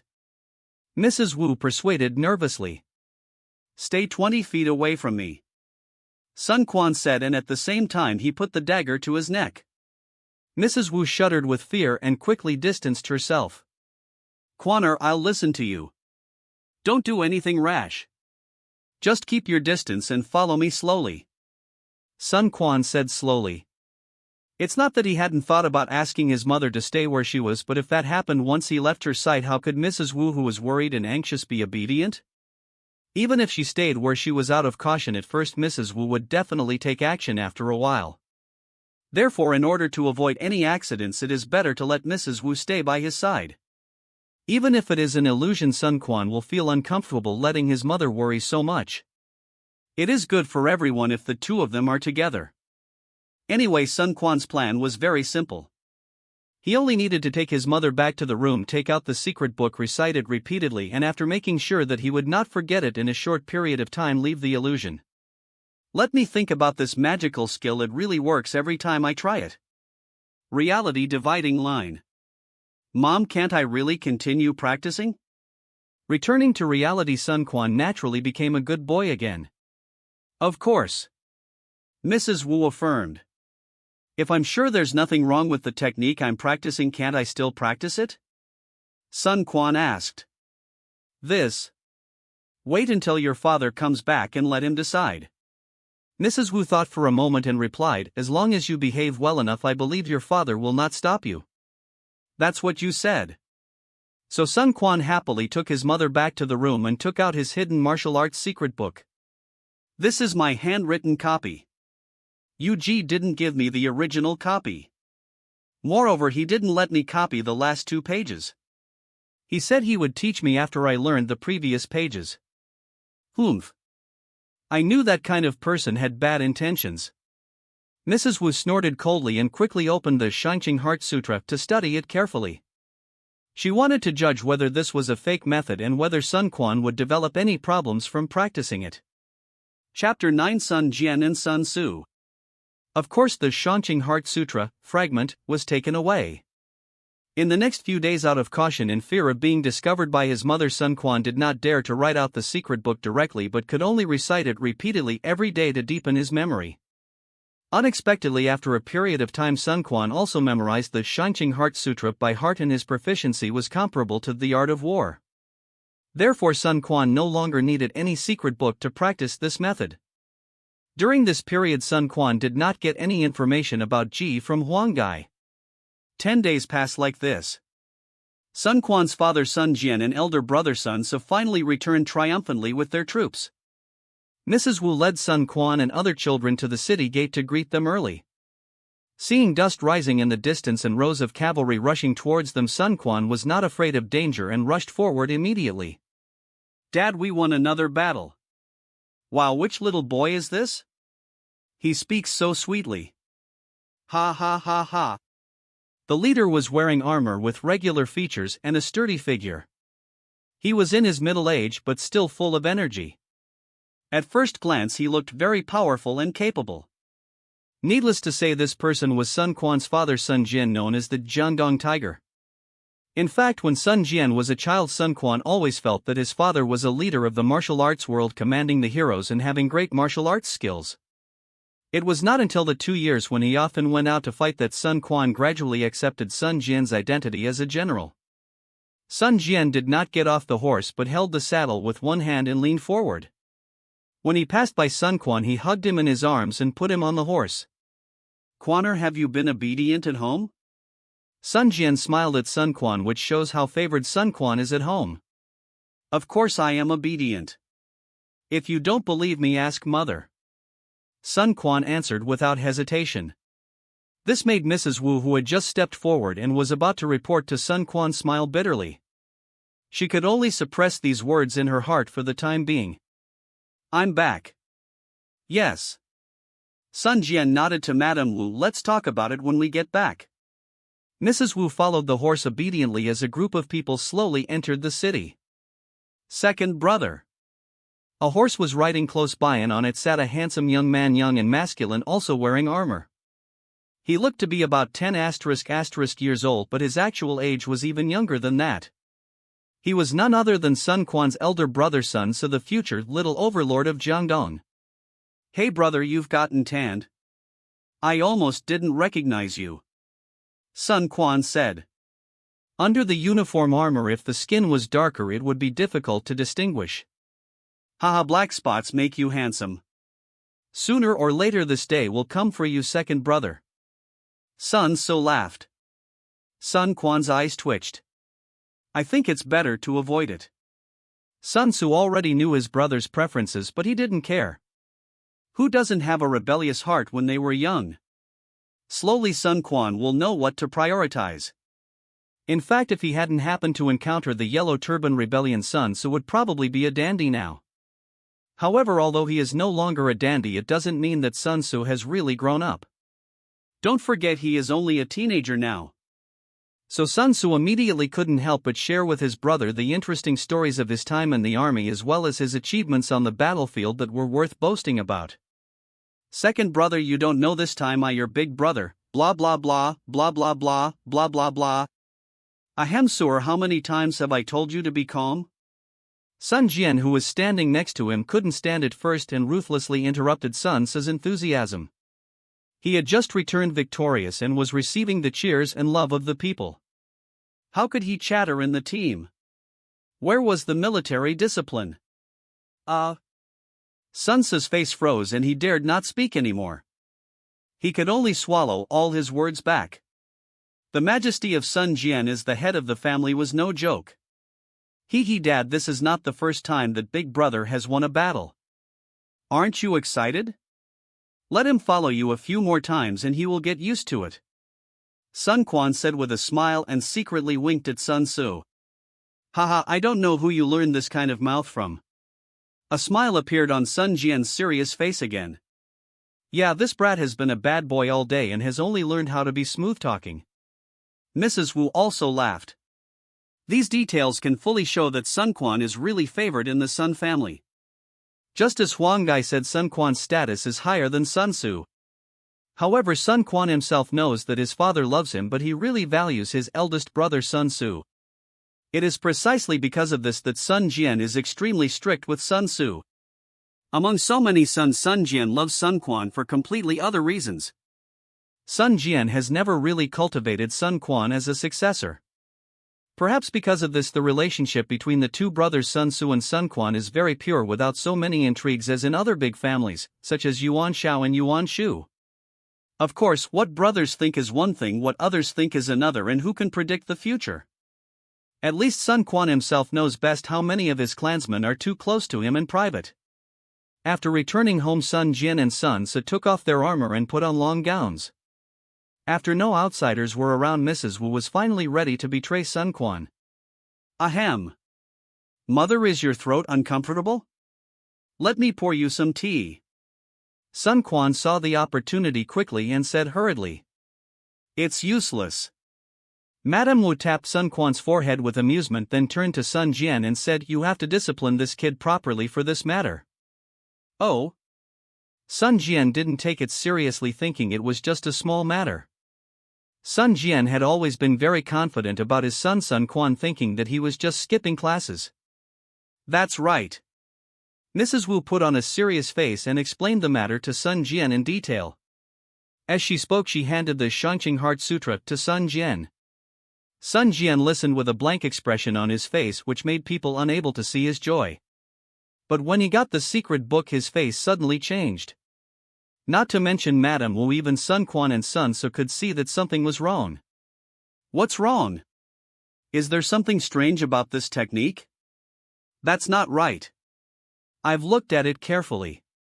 It's an orthodox Taoist technique. At least it should not be harmful. Mrs. Wu said worriedly. Sun Jian did not answer directly, but with a calm face he opened the secret book and looked through it. At the same time, without raising his head, he asked Madame Wu. You are the only one who has read this secret book? Does anyone else know it? No, because it concerns Quaner, so I didn't tell anyone.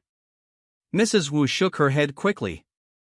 The atmosphere was terribly depressing for a moment.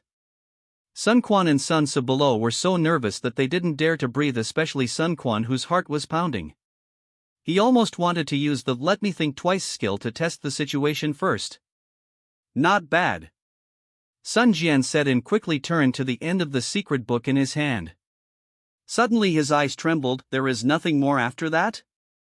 Oh, that's right. Mrs. Wu quickly explained the reason to Sun Jian. After hearing this, Sun Jian said nothing. He closed the secret book and put it in his arms. Then he looked around at the three people present and said in a deep voice. Don't tell anyone about this, especially about this secret book. Don't even mention its name. Got it? Yes. But Quaner has already practiced, so there won't be any problems, right? Mrs. Wu asked nervously. I will bring back this Taoist technique in a couple of days. Quaner, you should practice it seriously. From now on you can say that this is the martial arts you practiced. Is that clear? Sun Jian thought for a moment and said. It's clear, but why? What is the origin of this secret book? Sun Quan couldn't help asking. This was also the question that Madame Wu and Sun So had always wanted to ask, but Sun Jian didn't say it and they didn't dare to ask. Really? Sometimes the more you know, the worse it is. Sun Jian said if he wanted to say it, he would have said it at the beginning. Sun Quan was silent for a while but finally spoke, relying on his favor. But Dad, the more you act like this, the more curious I am. Who knows what will happen if this goes on for a long time? If you tell me the truth, I know the severity of it. I will not mention it even if you remind me. Chapter 10 Zhang Ju's Martial Arts. Sun Jian seemed to be having trouble making a decision, not agreeing but not directly refusing either. Seeing this, Mrs. Wu couldn't help but say. Don't say anything, Quaner, and don't ask. Your father must have his reasons for doing this. Be obedient and your father and mother will not harm you. That Yuji. How dare he plot against my second brother? If I catch him, I will tear him into pieces. Sun Ce said angrily. Although he didn't know the truth yet, the martial arts that Yuji taught Sun Quan were obviously problematic. He wanted to target his Sun family, which was simply a sign of his death. Beside, Sun Quan lowered his head, deeply afraid that others would see his embarrassed face. Amit by Yuji, oh Yuji, it is really not me who framed you, but there is no way the lie has been told and cannot be reversed, so you can only take the blame. At this moment. Whatever. Sun Jian suddenly spoke up and finally made a decision. Quaner's words make sense. If I don't say anything, it will make you suspicious and unable to rest easy. I'd better tell you the truth. These are the closest people in my Sun family. I believe you all know what to do. Don't worry, father, I will definitely protect my second brother. Sun Ce said immediately. Quaner is the apple of my eye. How can I bear to see him suffer? Mrs. Wu also said. Sun Jian nodded and slowly spoke to the three people present. Over the years I have been fighting against the Yellow Turbans. From some captives I have learned some secrets that others do not know. Sun Jian paused and narrowed his eyes. As far as I know, the Yellow Turban leader Zhang Ju has a unique skill, which is the Shangqing Heart Sutra. What? This is actually Zhang Jiao's martial arts? But why is he in Yuji's hands? Could it be that Yuji is also a Yellow Turban bandit and he is in the same group as Zhang Ju? I can't rule out this possibility. Sun Jian replied, Zhang Ju and Yuji are both Taoists, one in the open, the other in the dark. Maybe they are master and apprentice, or maybe brothers. However, I am more inclined to another possibility. There are rumors in the martial arts world that Yuji is good at assassination and Zhang Ju's death was so sudden. I have always wondered whether Zhang Ju was assassinated. I thought. Well, now it seems that Yuji is also a big suspect. This Shangqing Heart Sutra may have been obtained by Yuji after he assassinated Zhang Ju. Sun Quan's eyes flashed. This possibility was similar to his original speculation. If Yuji really killed people for treasures and failed to learn the Shangqing Heart Sutra in a short period of time, it made sense that he carried the secret book with him. No matter what the reason, why did he teach this martial arts to Quaner? Is he trying to frame our Sun family? Mrs. Wu said with a dark face. This is Zhang Ju's martial arts. Once people identify Sun Quan as Zhang Ju's descendant and a remnant of the Yellow Turbans, not to mention the crisis Sun Quan himself will face, the entire Sun family will probably be implicated. After all, Zhang Ju is not an ordinary person, and that is a serious crime of rebellion. That is why Sun Jian was so cautious just now. If any news of this leaked out, the Sun family would be in big trouble. It can't be said that I was framed. In the past few years I have been fighting against the Yellow Turbans. These are real achievements. How can I be framed? The person in the world who is least likely to collude with the Yellow Turbans is me, Sun Jian. What's more, if I am really discovered, I can also say that these are the spoils of war I gained from fighting against the Yellow Turbans, so this matter is not too hopeless. Sun Jian said. Of course, Sun Jian was obviously unwilling to take this step unless he had no choice. It's okay for you to take the spoils of war, but now the Yellow Turbans have been classified as demons and evil. You still dare to practice the skills of the Yellow Turbans and even the leader of the Yellow Turbans. First of all, your politics are not correct. Moreover, do you really think that everyone in the world is a good person? Do you really think that there are no political enemies in the officialdom? No matter how reasonable your explanation is, there will be people who will seize the handle and make a fuss. Who can guarantee what kind of judgment the emperor will make when treacherous officials are in chaos? Therefore, Sun Jian's words are more of a spiritual comfort. The real situation is far from as easy as he said. Fortunately, everyone present is knowledgeable and the matter is related to their life and death, so no one will not treat it with caution. Father is right. I have also heard of Yuji. He has always been a loner and does not seem to have any connection with any forces. Besides, my Sun family has no grudges against him, so it is not right to frame him. Sun Tzu thought for a while and said, although Sun Tzu is young and seems to be reckless, if he is not clear-headed enough, he will not have any future achievements. Then why? Yuji wouldn't really think that my son is gifted and a martial arts genius that only appears once in a century, right? Mrs. Wu couldn't help but say. She loved her son so much that she couldn't sleep until she found out the real reason. Sure enough, she is my biological mother. Sun Quan smiled bitterly. How can Sun Quan not be a martial arts genius? This reason is so reasonable, why don't you believe it? However, just because Madame Wu doesn't believe it doesn't mean that others don't believe it. Sun Jian looked at Madame Wu and said thoughtfully, I can't rule out this possibility. If you think about it carefully, Yuji deliberately concealed the last 2 pages of the secret book, which means that he will definitely come back one day. I think he has some plans for Quan Air. In short, I will send people to gather information about Yuji, and as long as we are fully prepared, we will arrest him. Sun Jian said slowly. Sun Quan's face froze and he spoke quickly. I don't think it's necessary. Father, you also said that Yuji will come to our house sooner or later. Why should we look for him everywhere? We can just wait and see. If we act rashly and fail, won't we force him to the enemy side?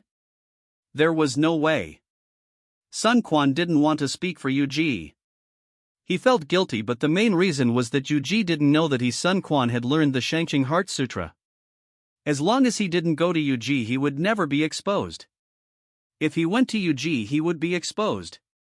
It can be imagined that when Yuji was inexplicably surrounded, Mrs. Wu stepped forward to question him. Evil Taoist, why did you teach me the Shangqing Heart Sutra? What is your purpose? Yuji, what? Sun Quan learned the Shangqing Heart Sutra? At hashtag Yuan. So if he wanted to find Yuji, Sun Quan could just go and look for him secretly. After all, he was still thinking about the 2 pages of the secret book. Knowing that this was Zhang Ju's unique skill, Sun Quan was not surprised but happy and became more interested. It would be bad if someone else took action. Don't worry, Quaner, I won't do anything without a foolproof plan. I know very well that a cornered dog will jump over the wall. Sun Jian said. Having said this, Sun Quan naturally didn't say much. Looking at the 3 people at the scene who were silent and didn't know what they were thinking, Sun Quan was helpless. How could this matter develop into this? Dad, then can I still practice the Shangqing Heart Sutra? Suddenly Sun Quan spoke weakly, breaking the silence. He originally planned to learn it secretly, but now he realized that it was a serious matter, especially since Sun Quan was famous for his shrewdness since he was a child.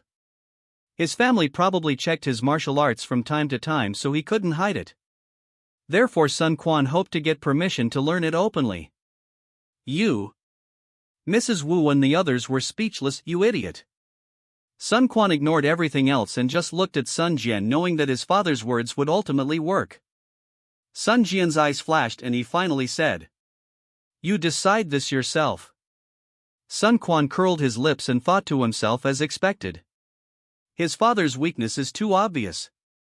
Chapter 11, Sun Jian's greatest weakness. Why was Sun Quan favored in the Sun family? In the eyes of his mother, Mrs. Wu, Sun Quan might be extremely intelligent and good at acting coquettishly and cutely. In the eyes of his eldest brother Sun Tzu, Sun Quan might be extremely intelligent and indifferent to power. In the eyes of his father Sun Jian, Sun Quan's extraordinary intelligence was certainly one reason, but the most important reason was that Sun Quan was a prodigy child. Sun Quan discovered very early that his father was a very feudal and superstitious person. Of course, this is a feudal society now, but among the people Sun Quan has come into contact with, Sun Jian is still particularly superstitious. If the rumors outside that Sun Quan is the reincarnation of Sun Wu and the descent of Wenkuxing are a compliment and appreciation and a supreme evaluation, then Sun Quan's father Sun Jian obviously took it seriously. In fact, it is not Sun Jian's fault for being superstitious. If there were rumors that other people's children were the reincarnations of God, Sun Jian would only laugh. But when it comes to Sun Quan, everything is completely different. Of course, it is not a parent-child halo, but many details are not known to outsiders. Sun Jian knows better than anyone else how amazing his son is. For example, every time Sun Jian goes home, he prepares gifts for each son, and Sun Quan can always pick the best one. For example, every time there is a battle report from the front, Sun Quan can always guess the winner. For example, when two people who don't know each other compete, Sun Quan can guess who will win in the end. For example, when two people play chess, Sun Quan can even see through most of the chess game just after the move. There are countless examples like this. To be honest, even if Sun Jian was not too superstitious at the beginning, he would probably become a devout believer over time. It is rumored that Sun Quan is a well-known genius and a child prodigy, but most people only think that Sun Quan is just smart and sensible since childhood and is capable of both literature and martial arts comparable to an adult, that's all. Only Sun Jian knows how godlike Sun Quan is. Of course, all this was not caused by Sun Quan, but Sun Jian himself was the culprit. Although at the beginning Sun Quan occasionally used "let me think twice" or made certain prejudgments based on the original history for his own interests, most of the time it was Sun Jian who was skeptical and tested Sun Quan, such as those chess games and battle reports. If Sun Jian did not deliberately ask, how could Sun Quan take the initiative to answer? Sun Quan was just forced to accept the challenge. Sun Quan had of course seen through his father's intentions long ago, and the reason he had been cooperating was not because he wanted to show off, but because it was more beneficial to Sun Quan. Nonsense! Do you want your father to treat you like a reincarnated god, to feed you with good food and drink all day and not to beat or scold you when you make mistakes? Or do you want your father to only think of you as a talent and then be strict with you like he did with his elder brother Sun Tzu? So one is willing to fight and the other is willing to be beaten, and gradually the current result is achieved. Moreover, because everything was Sun Jian's own test, others did not know and few people knew Sun Jian's true thoughts. The family only thought that Sun Jian regarded Sun Quan as a lucky general, so every time they encountered a difficult decision they would find Sun Quan and let Sun Quan make the choice, believing that Sun Quan could bring good luck to the Sun family. When Huang Gai and other family servants saw this, they naturally mistakenly thought that Sun Quan's status in the Sun family was higher than Sun Tzu. In short, Sun Jian was actually very conflicted. In terms of personality and ability, Sun Tzu was obviously more suitable to be the head of the family than Sun Quan. Sun Jian did train Sun Tzu as his successor, but if something unexpected happened, Sun Jian would rather let Sun Tzu die than let Sun Quan get into trouble. In Sun Jian's eyes, Sun Tzu could be replaced, but Sun Quan was irreplaceable. Back to the scene. It was precisely because he knew his father's superstitious weakness that Sun Quan deliberately raised the question.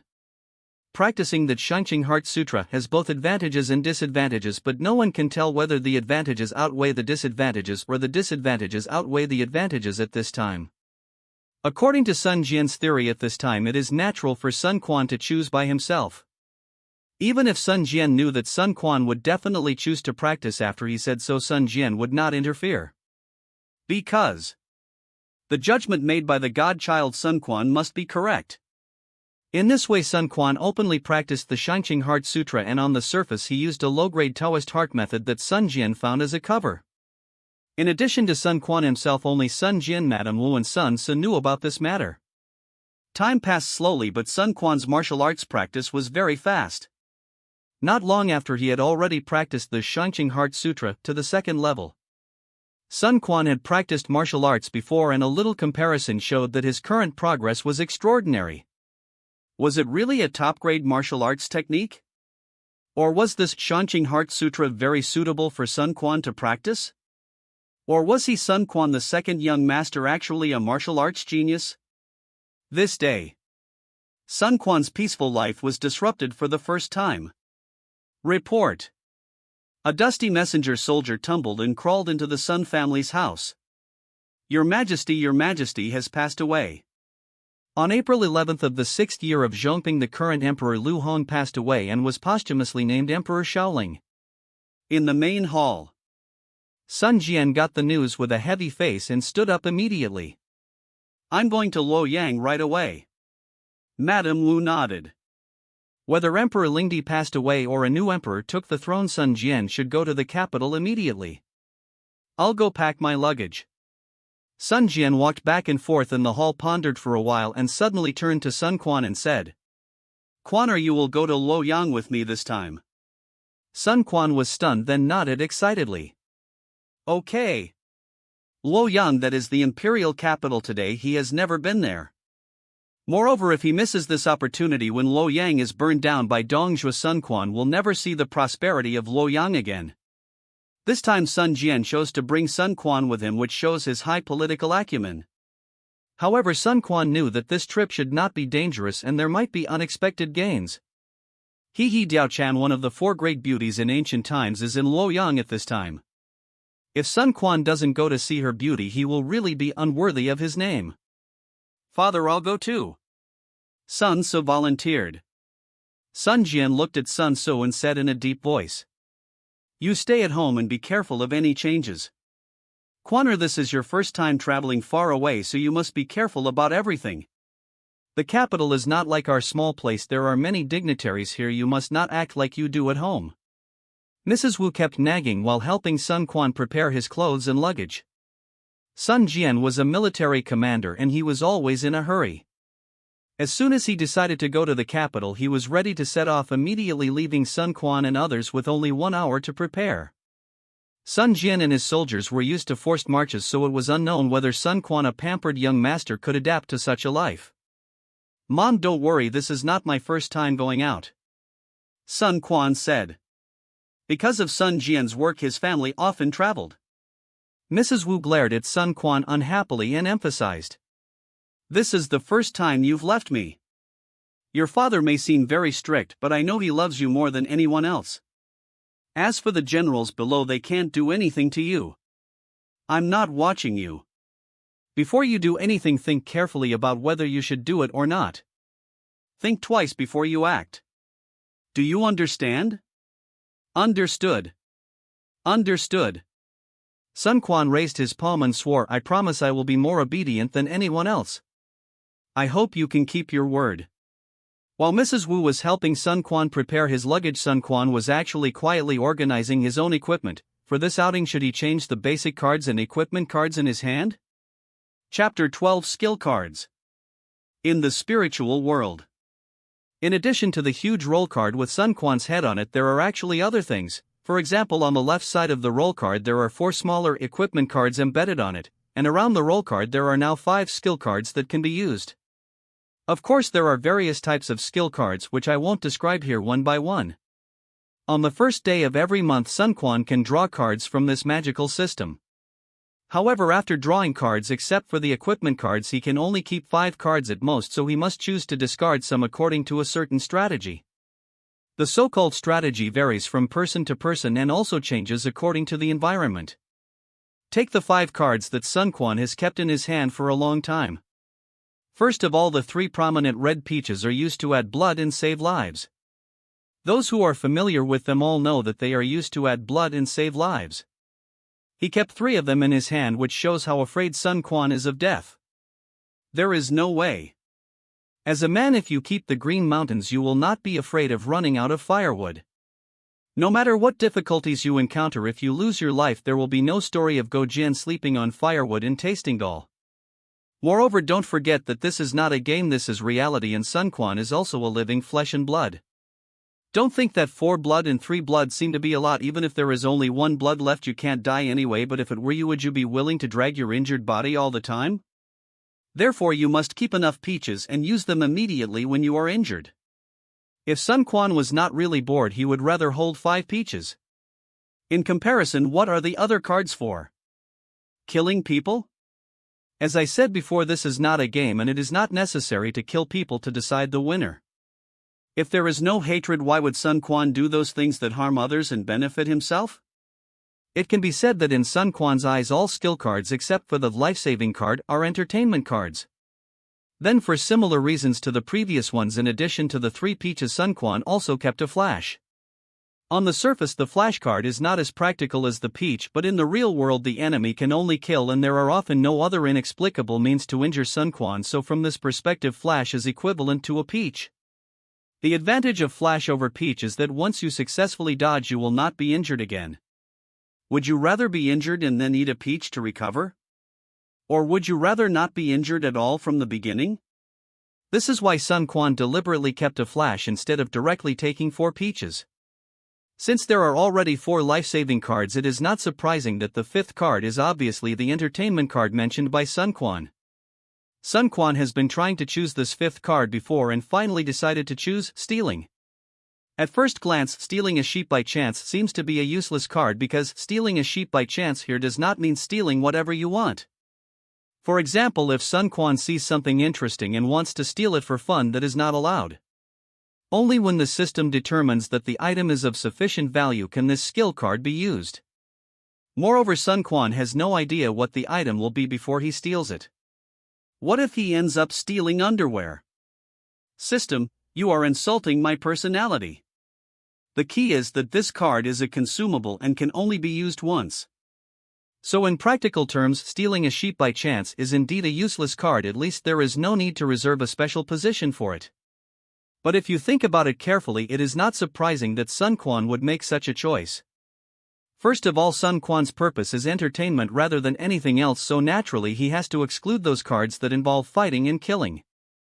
Then after removing the evil taste of harming others for fun, the only thing that may be of some use to Sun Quan is stealing. Moreover, don't think that stealing is just a card that is gone after one use. In fact, with Sun Quan's let me think twice skill, as long as it is not used in reality, Sun Quan can use stealing once every time in the 3 thoughts illusion. As I said, it's for fun. Sun Quan is the second son of the Sun family and has everything he needs. He doesn't need to really steal. He can use it in the 3 thoughts illusion to see what interesting things he can steal and what the so-called valuable items are. It's enough to satisfy his curiosity. Thanks to Sun Quan's innocence, he succeeded in getting the top-grade skills he had always dreamed of. It turned out that when Sun Quan approached Jiujiang, the card of stealing in his spiritual world suddenly lit up, letting him know that the old Taoist priest had a treasure worth stealing. That was why Sun Quan decisively used the second think twice skill. At first Sun Quan thought he would steal the drug or the formula for the drug. When he learned that the old Taoist priest was Jiujiang, Sun Quan thought he might make a profit this time. So after briefly instructing Huang Gai, Sun Quan left immediately to examine the treasure he had obtained. If it was really a formula for a drug, then Sun Quan would return with his troops and expose Jiujiang's trick on the spot. If it was something else, then he would have to consider the specific situation. Now that we have talked about skill cards, let's talk about equipment cards. After so many years of accumulation, Sun Quan already has a set of divine equipment. Add a horse, subtract a horse. Needless to say, although Sun Quan has not found any use, but with the nature of the system, just as the name suggests, it is estimated to be related to the warhorse. Then the weapon, Sun Quan is equipped with the Jiujiang sword. The effect of the Jiujiang sword is to ignore the armor. In this era, any character has armor to protect himself. For Sun Quan, who is not very powerful now, the Jiujiang sword is the best weapon. Finally, for armor, Sun Quan chose the Bagua formation, which has a 50% probability of dodging the enemy's attack. Although this 50% probability seems very low, it seems to be of no use at a critical moment, but in fact only when Sun Quan has no way to avoid it, the Bagua formation will start to judge. For example, if someone shoots an arrow at Sun Quan, the direction is to the left and Sun Quan closes his eyes and dodges to the right, the arrow will naturally miss and Sun Quan will be fine. If he is unlucky and chooses the left, the Bagua formation can also give Sun Quan a 50% chance of successfully dodging this almost certain attack. In fact, how could Sun Quan close his eyes and dodge randomly? He has sufficient judgment in martial arts, and the Bagua formation actually plays a role of filling in the gaps, which can be said to minimize Sun Quan's damage. Before, when Sun Quan was clamoring to get engaged to the Chow family, he was chased by Madame Wu. The reason why he was able to dodge Madame Wu's capture repeatedly like a loach was not only because of Sun Quan's own agility but also because of the Bagua formation. At the last moment, the flash card in his spiritual world suddenly lit up. Sun Quan knew that the Bagua formation had failed and he thought to himself that he was in trouble. Sure enough, he was caught by Madame Wu. At that time, if Sun Quan was willing to use the flash card, he would naturally dodge like a loach again. Having said so much, let's get back to reality. Emperor Lingdi passed away on April 11th. It took at least 10 days for the news to reach Shouchun. If nothing unexpected happened, Sun Quan would face a new round of card drawing when he arrived in Luoyang. Although Sun Quan had no idea what he would draw in the end, he had to think of various possibilities in advance because this crappy system had a time limit for drawing and discarding cards. If a choice was not made within the specified time, the system would randomly discard the cards. Sun Quan had suffered this loss at first, and a good hand of cards was wasted. He almost cried. That time Sun Quan fell asleep, and when the time came, the system automatically drew and discarded the cards. Since then, Sun Quan insisted on practicing with the three thoughts illusion at the last moment of every day and never went to bed before midnight for fear that he would remember the wrong day and forget that it was the beginning of the month and be tricked by the system again. People are forced to do things. Chapter 13, The Battle for the Throne. Go! Go! Go! On the official road, dozens of war horses were galloping, raising a cloud of yellow sand. Sun Quan and his father Sun Jian were riding on the same horse, and he didn't need to control it, but he felt swaying and drowsy. If it weren't for the discomfort on the horse's back, Sun Quan would have fallen asleep long ago. There was nothing he could do, he was just bored. When they set out, Sun Quan also suggested finding him a pony so that he could ride on it. First, he could practice his riding skills. After all, it was not good to not know how to ride a horse in this era. Not to mention the march and battle in the future, you must be able to escape at the critical moment. Secondly, Sun Quan also wanted to take the opportunity to test the effect of adding a horse or subtracting a horse in his equipment card. Unfortunately, Sun Jian and his party were in a hurry this time, not for sightseeing. By the time Sun Quan followed slowly, it would be too late for him to learn horse riding when they arrived in the capital. Sun Quan wanted to learn horse riding, no problem. If he had nothing to do when he returned from Luoyang, it would not be too late to teach him.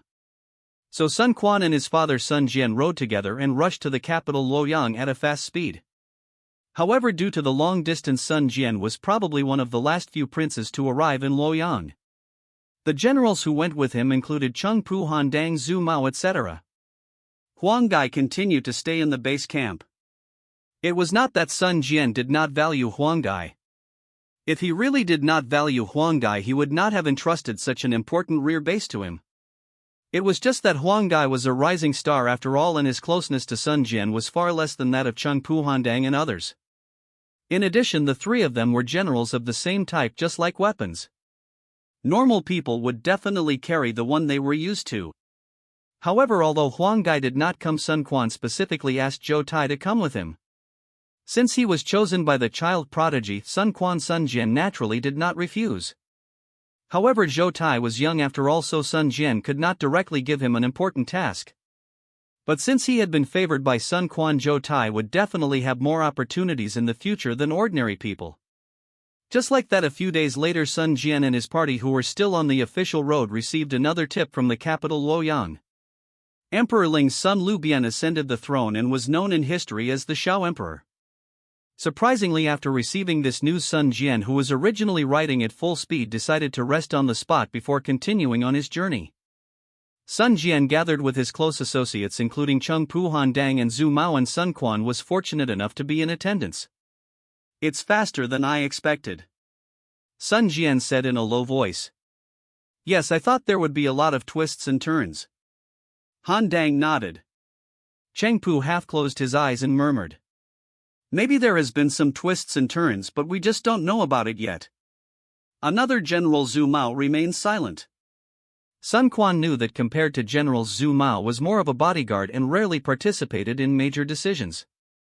But Zhu Mao should not be underestimated because he was Sun Jian's bodyguard, so his martial arts skills must be very high. Moreover, Sun Jian's closeness or trust in Zhu Mao was even higher than Han Dang and Chengpu. Otherwise he would not have entrusted his life and property to Zhu Mao for protection. Oh? What kind of twists and turns could there be? Sun Quan asked curiously. In his opinion, the death of the old emperor and the ascension of the new emperor was a matter of course. Although Sun Quan also knew that Dongzhuo later deposed the young emperor and replaced him with the prince of Chunlu, that was Dongzhuo's bold move against the world. As the eldest son of Emperor Ling and the son of Empress He, wasn't it natural for the young Emperor Liu Bian to succeed to the throne? Second young master, you don't know this. Han Dang explained for Sun Quan. Although Shurho was born to Empress He grew up outside the palace. In contrast, Dong Ho was raised by Empress Dowager Dong and stayed in the palace. I heard that Shurho behaved frivolously and lacked the dignity of an emperor, while Dong Ho was dignified and loved by the late emperor. Therefore the late emperor always wanted to make Dong Ho the crown prince, but due to the tradition of making the eldest son the crown prince and the power of General He Jin, the late emperor could not make up his mind. Ahem, now Lord Shur is the emperor and empress He should be Empress Dowager He. Sun Jianxiang said. Although internal communication is not a big deal, when you arrive in the capital you must not use such a title. Yes. Han Dang expressed his understanding. It turned out that before Emperor Xiao Lu Bian, Emperor Ling had sons, but they all died young. So after Empress He gave birth to Lu Bian, she did not dare to keep the child in the palace but gave him to Shi Zimiao, a monk in a royal Taoist temple outside the palace, to raise. Lu Bian did not dare to use his real name directly, so he was called Shurho. Although Shurho had the support of Empress He and his brother General He Jin, Dong Ho, who grew up in the palace, also had the support of Empress Dowager Dong and the 10 eunuchs and was even loved by Emperor Ling. In addition, Emperor Ling died suddenly and the 10 eunuchs completely controlled the power in the palace. Do you think it would be easier to let Shurho, who was outside the palace, come back and ascend the throne? Or would it be easier to let Dong Ho, who was already in the palace, ascend the throne? So things are far from being as simple as Sun Quan thought. Perhaps Lu Bian the Marquis of Shur and Lucia the Marquis of Dong are still young and do not have too many complicated ideas, but which of the forces behind them is easy to deal with? Since ancient times, when has there been no bloody storm in the struggle for the throne among the imperial families? At first Sun Quan took it for granted that Sun Jian went to the capital to participate in the dispute between General He Jin and the 10 eunuchs, but in fact Sun Jian went there to see who would be the emperor in the end. Bringing Sun Quan was probably out of consideration for standing in the team. But unexpectedly things came to a conclusion so quickly, which was beyond the expectations of Sun Jian and others, so they had to stop, rest, change their strategy and then go to the capital. This time maybe we have to slow down and don't rush so much. After all, during this sensitive period there may be changes in the capital. I see. Sun Quan finally figured out the relationship behind this. There may be only a few simple sentences in the records of the grand historian, but how can real history be summarized so simply? This means that General He Jin's side now has the advantage, and they may even have caught the 10 attendants off guard from the very beginning? Sun Quan said. I guess that's the case. Maybe all the 10 attendants have been eliminated now. Han Dang said. That depends on how ruthless General He Jin is. Chang Pu said. Sun Quan shook his head. The 10 eunuchs were destroyed. Such a big thing cannot be concealed. If it really happened, General He Jin would definitely publicize it. Therefore the 10 eunuchs should still be there. We cannot underestimate them just because the one who ascended the throne is the young emperor. But Sun Quan knew that in the end General He Jin was killed by the 10 attendants. Of course the 10 attendants did not have a good end either, as they were eliminated by Yuan Shao and others, but in the end it was Dongzhuo who benefited. That makes sense. Cheng Pu and Han Dang nodded. They never dared to treat Sun Quan as a child. Quaner, when we get to the capital, if General He Jin and the 10 attendants try to win me over at the same time, which side do you think I should stand on? Sun Jian suddenly asked. Sun Quan's eyes turned without much hesitation. Of course I stand on the side of General He Jin. What do you think? Sun Jian turned to Cheng Pu and Han Dang. The reason he asked Sun Quan first was that he didn't want other people's opinions to influence Sun Quan's original thoughts. I think what the second young master said makes sense. Standing on the side of General He Jin is standing on the side of the current emperor. There is nothing wrong with it, no matter how you think about it. Han Dang said. Chang Pu was a little cautious. Since the 10 eunuchs are still here, it means that some of them supported the current emperor. General He Jin is a relative of the emperor, and the emperor's thoughts can be easily influenced by the 10 eunuchs. Does supporting General He Jin really mean supporting the current emperor? Chang Pu's worries were not without reason. Many young emperors who were ambitious and wanted to make great achievements would first try to reduce the power of the regents after ascending the throne. Although the young emperor was born to Empress Dowager He grew up away from home. How much affection could he have for Empress Dowager He and He Jin? Moreover, He Jin was now in a high position with numerous capable people under his command. Even if he had feelings for him, which emperor would not worry about his rebellion? In addition, the eunuchs such as the 10 attendants kept saying bad things about He Jin in his ears all day long, so it was natural for the young emperor to want to deal with He Jin. Chapter 14, Draw Cards at the Beginning of the Month. It's also my fault for being careless. Sun Jian said in a deep voice. Almost all of our scouts were sent to investigate the Yellow Turbans, and we completely ignored the changes in the capital.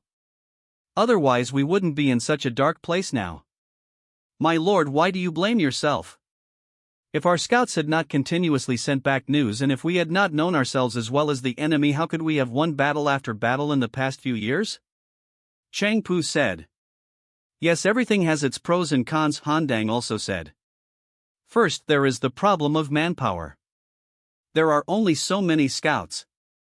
If you don't send all of them to deal with the Yellow Turbans, if you miss a few important intelligence, it may lead to the failure of a war. Secondly, it is a problem of mentality. Leaving room for maneuver means that you don't take the Yellow Turbans seriously from the bottom of your heart. Even a lion will use all its strength to fight a rabbit. Arrogant soldiers will surely be defeated. Finally, there is a problem of concentration. The so-called generals are not subject to military orders when they are away from home, means that they don't want external factors to interfere with the progress of the war. If from time to time there are news of some high-level struggles in the capital, do you really have the heart to fight? Sun Jian smiled. Demu, Cheng Pu's courtesy name, Igong, Han Dang's courtesy name, you have been fighting all your life and only have enemies in your eyes, so it's natural for you to think this way. If everyone in the world is like you, the world will be peaceful. As he said this, he narrowed his eyes. The most terrifying people are never those who come from the front but those who come from behind. Han Dang. I'm here. You take a team of trusted people to Luoyang first to gather intelligence. We will follow soon. Yes. Day after day passed. Sun Jian and his party set out from Shouchun, first heading west to Run and then north to Jiujiang and finally northwest to Luoyang. Sun Quan was tortured by the long journey. Mrs. Wu was right. Sun Quan had been spoiled since childhood and he might suffer during this trip, but Mrs. Wu was wrong because Sun Quan was even more spoiled than she imagined. To be honest, Sun Quan couldn't stand riding a horse or even sitting in a carriage for a whole day. There was no other way. He was really used to cars, planes and trains, and most people couldn't stand the bumps in a carriage. From this perspective, in this era, Sun Quan was not even as good as a woman. These days Sun Quan couldn't help thinking if he had the chance to conquer the world with a sword in the future, it would be better to ride a donkey instead of a horse. Those weirdos in martial arts novels who like to ride a donkey backwards are not without reason. If this is just physical torture, then the mental torture is obviously not small either. As mentioned before, Sun Quan is a very calculating person. Every day there are 3 opportunities to use the let me think skill. If Sun Quan fails to use all 3 opportunities before the skill CD refreshes the next day, he feels like he has lost a million. When he is on the road, he is bored all day. Will Sun Quan have the opportunity to use the skill? No. Therefore, every day Sun Quan saves all 3 opportunities to enter the illusion until the evening. Practicing for 3 hours every day before going to bed? My goodness, even Sun Quan, who claims to be the most diligent practitioner in the world, can't bear to do this day after day. If he didn't know that such days would soon pass, Sun Quan would have fallen long ago. Finally, that night Sun Quan's boring life saw a glimmer of hope. At the beginning of every month it's time for the system to draw cards. In the spiritual world, Sun Quan was shaking with excitement. He had been tortured these days. If the system didn't give him 2 good cards to comfort him, Sun Quan would definitely go crazy. Ding! With a pleasant sound the time entered the midnight hour. First the CD of the skill, let me think twice, on Sun Quan's character card was refreshed and changed to 3 times again. Of course this was not the focus of Sun Quan's current concern. Sun Quan was now concentrating on the thick stack of cards in the space. Gurgle. Sun Quan swallowed subconsciously and without any delay reached out to take the cards while silently saying in his heart, Amitba. Depend on. As soon as the card was turned over, Sun Quan cursed Shah. Yes, it was the Black Shah. Was he mocking Africans? Okay, the probability of drawing Shah is quite high after all. There are so many cards. Take a deep breath, relax, there are more to come. Sun Quan patted his face and reached out to touch the second one. Mommy coax. Shit. Dodge. I knew it. If there is a kill, there is a dodge. It's really not surprising at all. I am still very good at probability. Ha ha. This time Sun Quan didn't even feel like cursing. Are you kidding me? Where's the consolation you promised me? Doesn't your conscience hurt? So Sun Quan reached for the third card with no hope at all. As soon as he put his hand on the card, Sun Quan's face suddenly changed and he shouted. Open sesame. Haha, you didn't expect that. It looked as if the system was caught off guard. Sun Quan quickly turned over the card and laughed so much so that tears came out of his eyes. Haha, what a magic card, what a surprise, what a pleasant surprise. I have encountered such a high probability. Should I go back and buy a lottery ticket first? There were 4 big characters printed on the card, Zhuge knew. This was incredible. You have to know that there were only 2 Lian Nu in the whole deck of cards. A divine weapon, a standard divine weapon. Can. What use do I have for you? Sun Quan was so angry that he threw the cards to the ground. I don't know if it's because Sun Quan has a total of 5 health points, but at the beginning of every month Sun Quan can draw 5 cards from the system, so there are still 2 cards left. This time Sun Quan really had no hope. After all, when things go wrong, things usually go badly for him. Hurry up and follow the order, okay? Sun Quan still subconsciously shouted the slogan. He took the card weakly and looked at it. He was stunned for a moment. A good harvest? Well, this is a good card. If it is set according to the game, it is even a magic card, but it is different here. The system is a ripoff and likes to take the name as it suggests. Many cards are almost taken literally.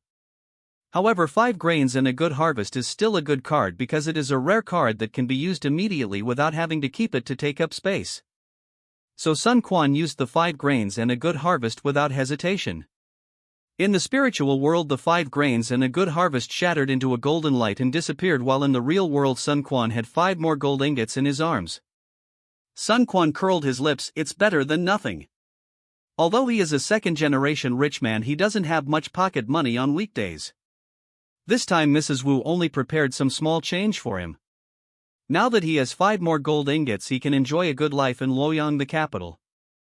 If he uses it in the Sansi illusion, he can enjoy countless extravagances. Thinking of this, Sun Quan felt much better instantly.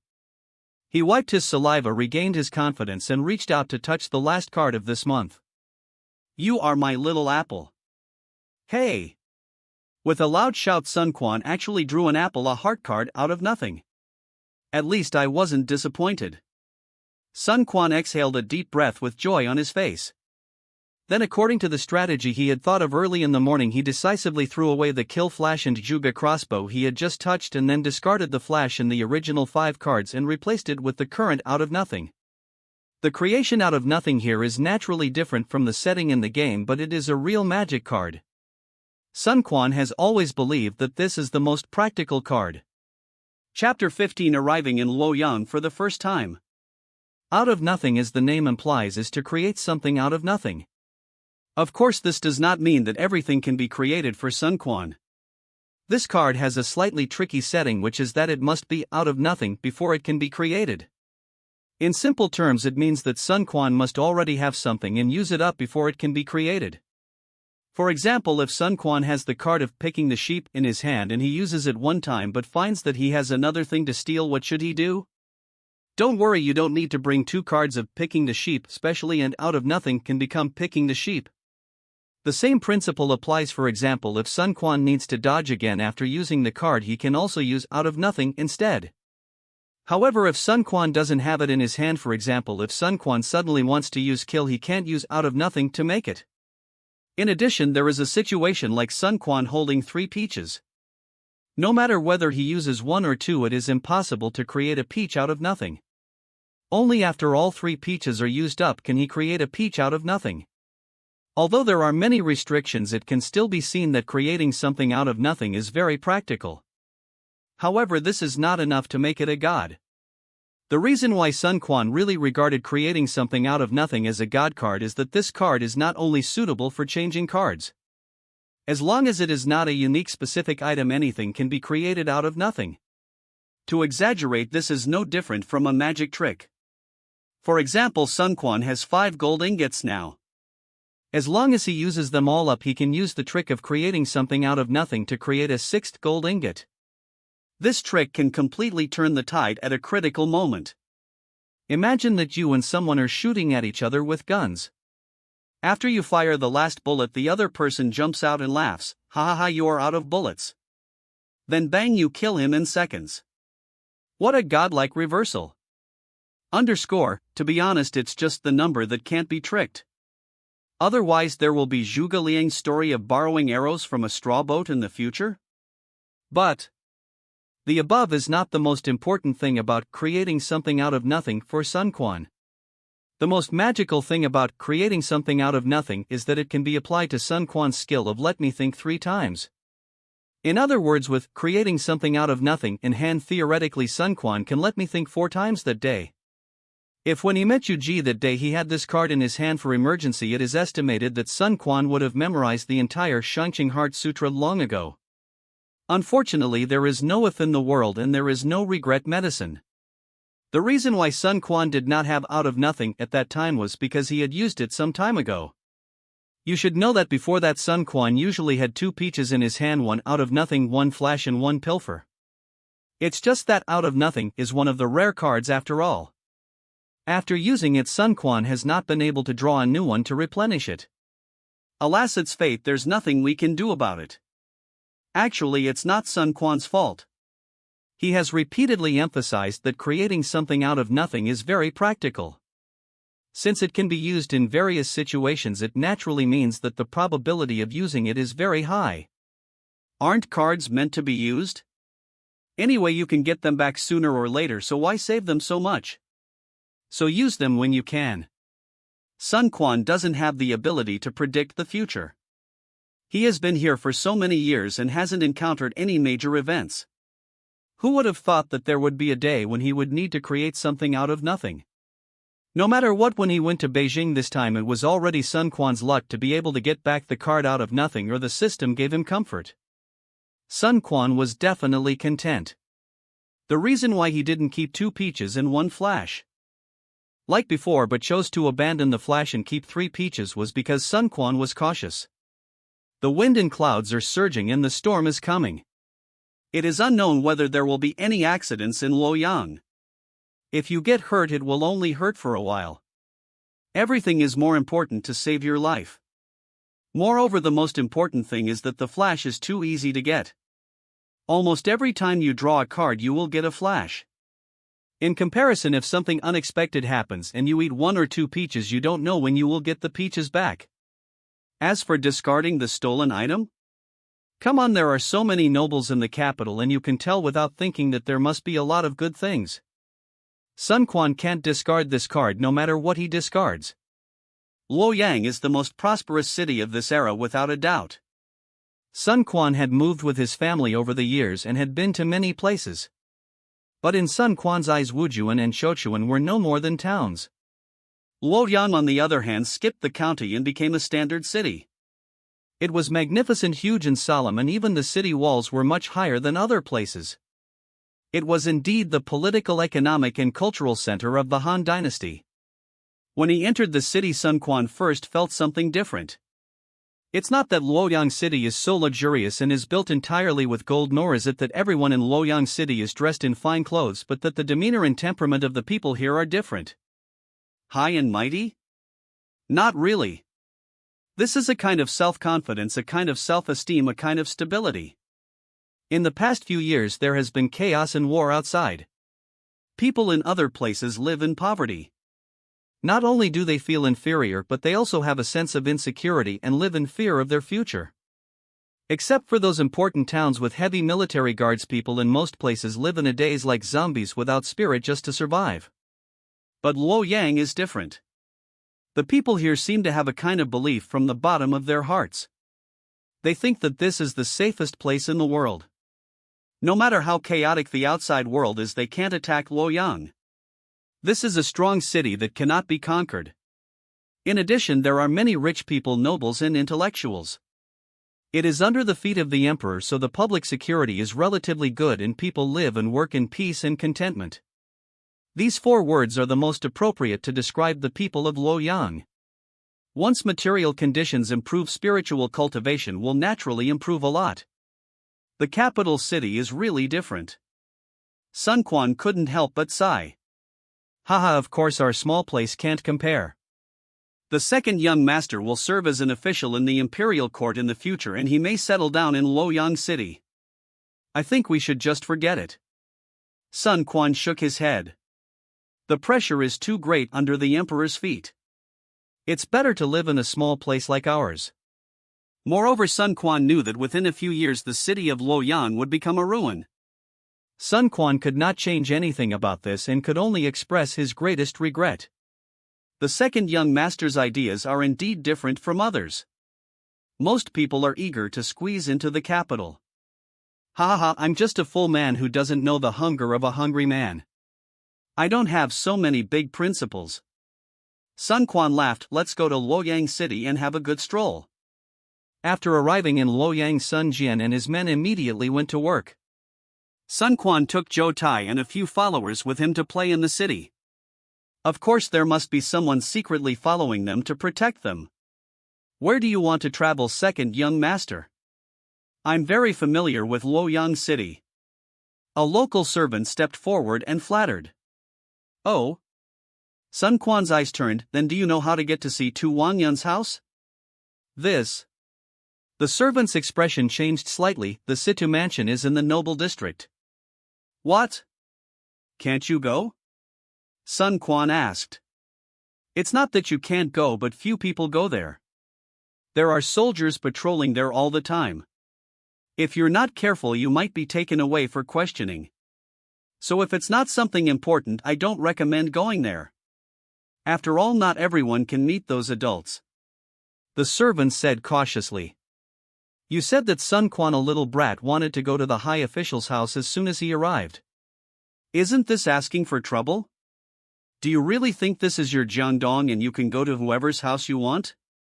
Chapter 16. No Diao-chan? Ha ha ha, don't worry.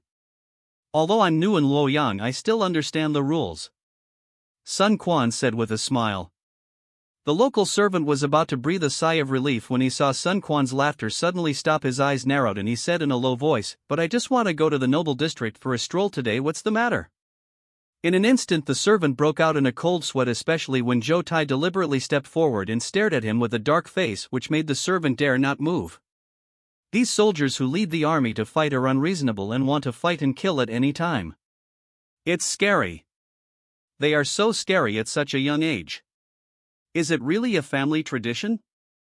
Please, this is the capital, a civilized place. Can you not use fists and talk about reason? I thought it was a good job, but it turned out to be a deadly and hard job. Of course, the servant didn't dare to show his dissatisfaction, so he laughed and said, Of course, second young master can go wherever he wants. Situ mansion, right? I'll lead the way for you right away. This second generation rich kid, his family doesn't care about him. Isn't he afraid of offending some royal relatives, nobles, and finally getting into trouble? How dare you bring such a kid to the capital? How dare you let him run around alone? I heard he's a young genius? Yes, that's right. At such a young age, I don't know if he has any talent. He looks down on others and is very courageous. Second young master, please don't think I'm annoying. When we get to the noble district, don't make loud noises or play around. And be careful with your words and actions when you meet anyone. The The servant couldn't help but remind Sun Quan. Of course he knew that saying this might offend Sun Quan, but he couldn't help but say it. If Sun Quan really didn't know how to live or die, he would be implicated. Not annoying at all. I just like people like you who talk a lot. Sun Quan patted the other person's arm. Is it far? Let's walk faster. Okay, please come this way, please come this way. The servant hurriedly led the way. Now he had to be careful with his words and actions. Click. Time paused, space shattered. Let me think twice before activating my skills. Sun Quan is not a fool. Although what the servant said was a bit unpleasant, it was not without reason. He just wanted to see Jiujiang. For such a small matter, Sun Quan did not need to offend the powerful. To be honest, Sun Quan was not very interested in Jiujiang except for curiosity, because Sun Quan considered himself to be a peerless beauty and he had seen many of them. The difference is that he saw her on TV before, but now he sees her in reality. Whether you like it or not, you have to see it and understand it before you know. It's like every star looks glamorous and beautiful, but there are only a few people who really like them. The appearance will only make you know her, and the personality will make you a fan of her. In short, Sun Quan went there for entertainment this time, and he didn't want to cause too much impact. However, Sun Quan had planned to use Let Me Think Twice after arriving at City Mansion, but now he changed his mind and used the skill before entering the noble area. Time is limited, so we have to speed up. Think 3 times about the illusion and think once. Boundary of fantasy. Sun Quan took the lead and the group hurried on their way and soon arrived at the heart of the noble district. Fortunately, the servant was used to running errands, otherwise he might not be able to keep up with the speed similar to that of an infantry march. This made the servant sigh again. He really deserved to be the son of a military family. They were silent along the way and did not make any loud noises to cause trouble, which made the servants feel a little relieved. As Sun Quan hurried on his way, he observed and found that what the servant said was not wrong. Although the so-called aristocratic area and the civilian area are separated by only a river, the styles of the two sides are completely different. First of all, there are fewer people and it is quieter, which is the most obvious change. In the outer city, the closer to the aristocratic area, the more prosperous it is. Think about it, the richest people are all here, whether it is eating, drinking, or having fun. It would be strange if they don't develop nearby. It is precisely because one side is too lively that the other side seems too quiet. The standards are clearly divided. Secondly, the architectural styles are very different. In fact, most of the people living near the aristocratic area are already rich gentry. They live here. Firstly, they want to get some official airs and make friends with the powerful, and secondly, the public security is better. But the rich gentry are only rich gentry after all, not high-ranking officials and nobles. No matter how rich they are, their houses cannot be built more luxuriously and grandly than those in the aristocratic area. There are still busy pedestrian streets and small houses here, but after crossing a bridge there are villas on the other side. This change is huge. There are 2 security guards standing on the bridge at all times, giving people a sense of no entry. To be honest, if Sun Quan was not a young master dressed in fine clothes and accompanied by bodyguards and servants, one would know at a glance that he was either rich or noble. Otherwise, 2 or 3 ordinary young men would probably be stopped and questioned as soon as they stepped onto the bridge. After entering the noble area, people were actually coming and going. It was not as quiet as Sun Quan imagined, but there were more soldiers than idle people. From the perspective of big shots, this was safe, but from the perspective of small shots, this was strict. As long as ordinary people came once, they would probably not be willing to come, and even if someone invited them in the future. It was not surprising that the servants would have such a reaction. Second young master, the City Mansion is just ahead. The servant pointed weakly. Situ was one of the 3 dukes.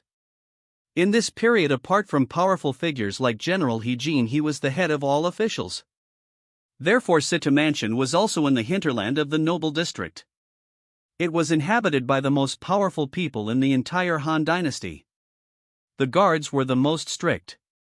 Just standing in front of the mansion and doing nothing, you didn't know how many eyes would be staring at you.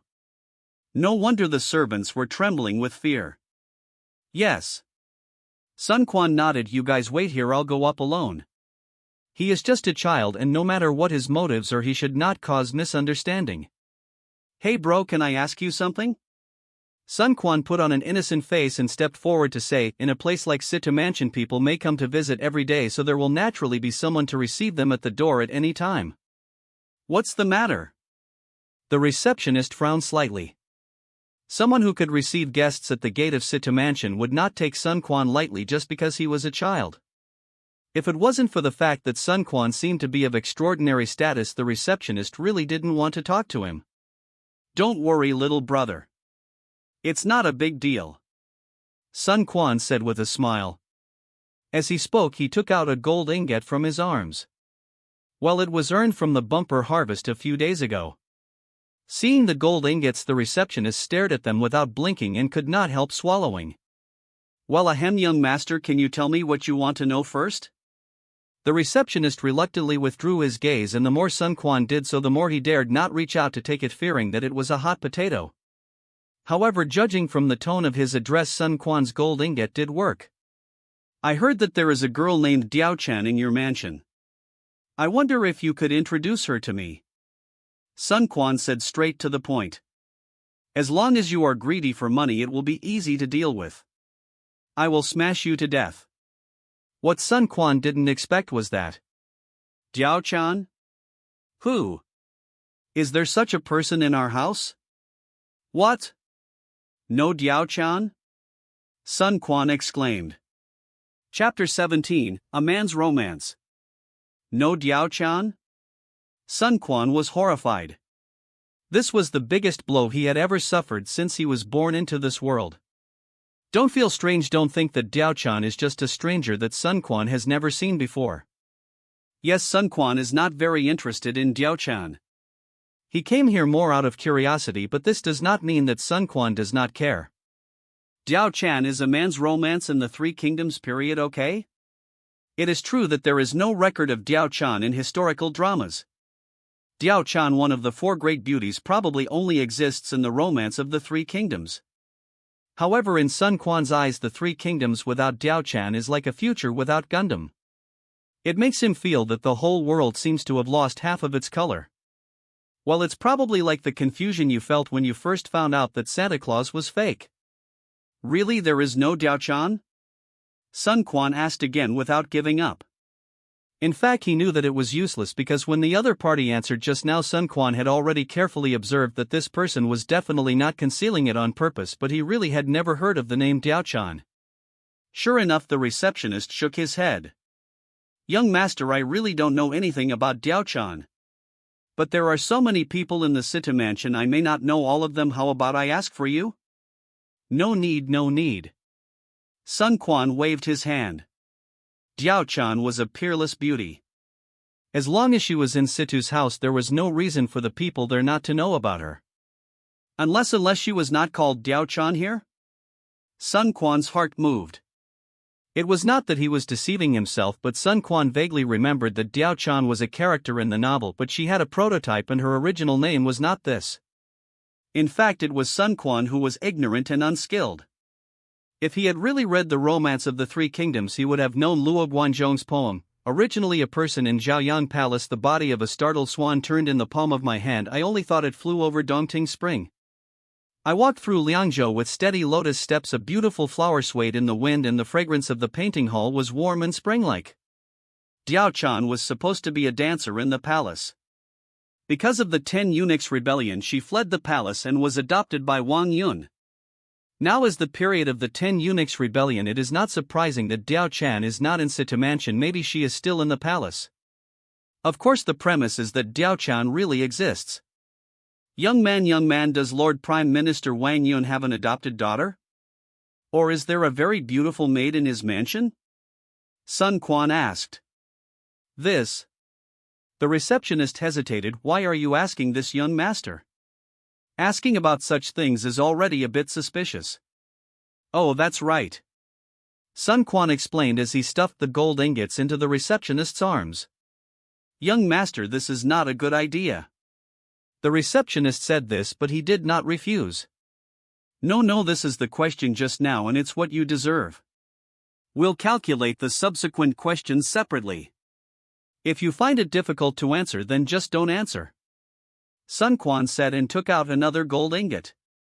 Seeing this, the receptionist almost bit his tongue. In all these years in Sita Mansion, he has seen many dignitaries, but he has never seen anyone as wealthy as Sun Quan. Could this young master's family be rich in gold? It's like this. A few days ago I met a young lady on the street by chance. I was immediately struck by her beauty, so I hurried forward to make friends with her. But the young lady said that she was a little maid in Sita Mansion named Diaochan. She said that if I really wanted to, I should come to Sita Mansion to find her. So here I am today, Sun Quan said with a naive smile.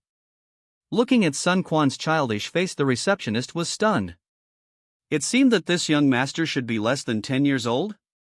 He wanted women at such a young age. Are all children from rich families so capable? Does he really know what a woman is? Is he looking for a wet nurse? Of course, although he was shocked, the receptionist didn't dare to really make fun of Sun Quan. After thinking for a while, he said in a slightly euphemistic way, "Young master, well, I feel that your young lady may have played a little joke on you because she saw that you were too young that day. She may not be called Diaochan and may not be from our Sita Mansion. Yes, a normal person would definitely refuse to flirt with a girl at such a young age." But seeing that Sun Quan was young, it was difficult to say it directly, so he made up an excuse saying that the Sita Mansion wanted Sun Quan to give up and the name should be fake. But who would have thought that Sun Quan was so fearless that he even dared to come to the Sita Mansion in person? Ah? You mean she lied to me? There really is no such person in your Sita Mansion? Sun Quan's face suddenly turned miserable and he looked like he was about to cry. I felt so sorry for him. I don't know whether the receptionist was softened by Sun Quan's expression or by Sun Quan's gold ingots, but in any case he was softened. Young master, don't panic. Maybe she really is from our Sita Mansion. Otherwise, why did they say it was the Sita Mansion and not the Sikong Mansion, Sima Mansion, or the General's Mansion? As for the name Diaochan, well, it might be a test for the young master.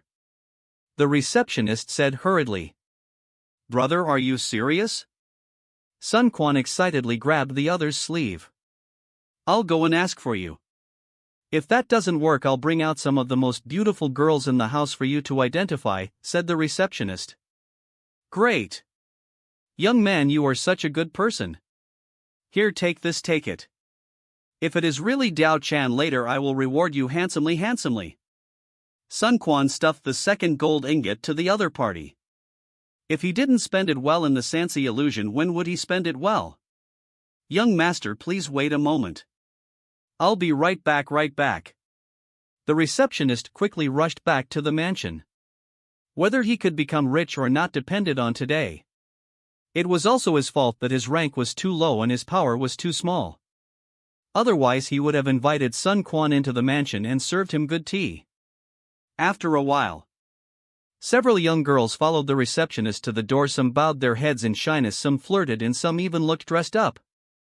Upon seeing them, Sun Quan rolled his eyes and left the Sansi illusion directly.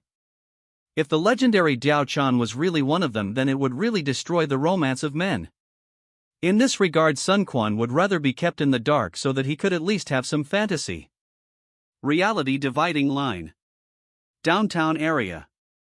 Sun Quan, who had voluntarily exited the illusion, stopped and looked quite bored. Second young master, the aristocratic area is ahead, said the servant who led the way. Sun Quan shook his head. Forget it, I'm suddenly not interested anymore. The servant's eyes lit up, and without caring why Sun Quan suddenly changed his mind, he said quickly. So we're just going to walk around here? I don't like crowds. Is there any quieter place with beautiful scenery? Sun Quan said. Yes, of course. So under the leadership of the servants, the group changed their team.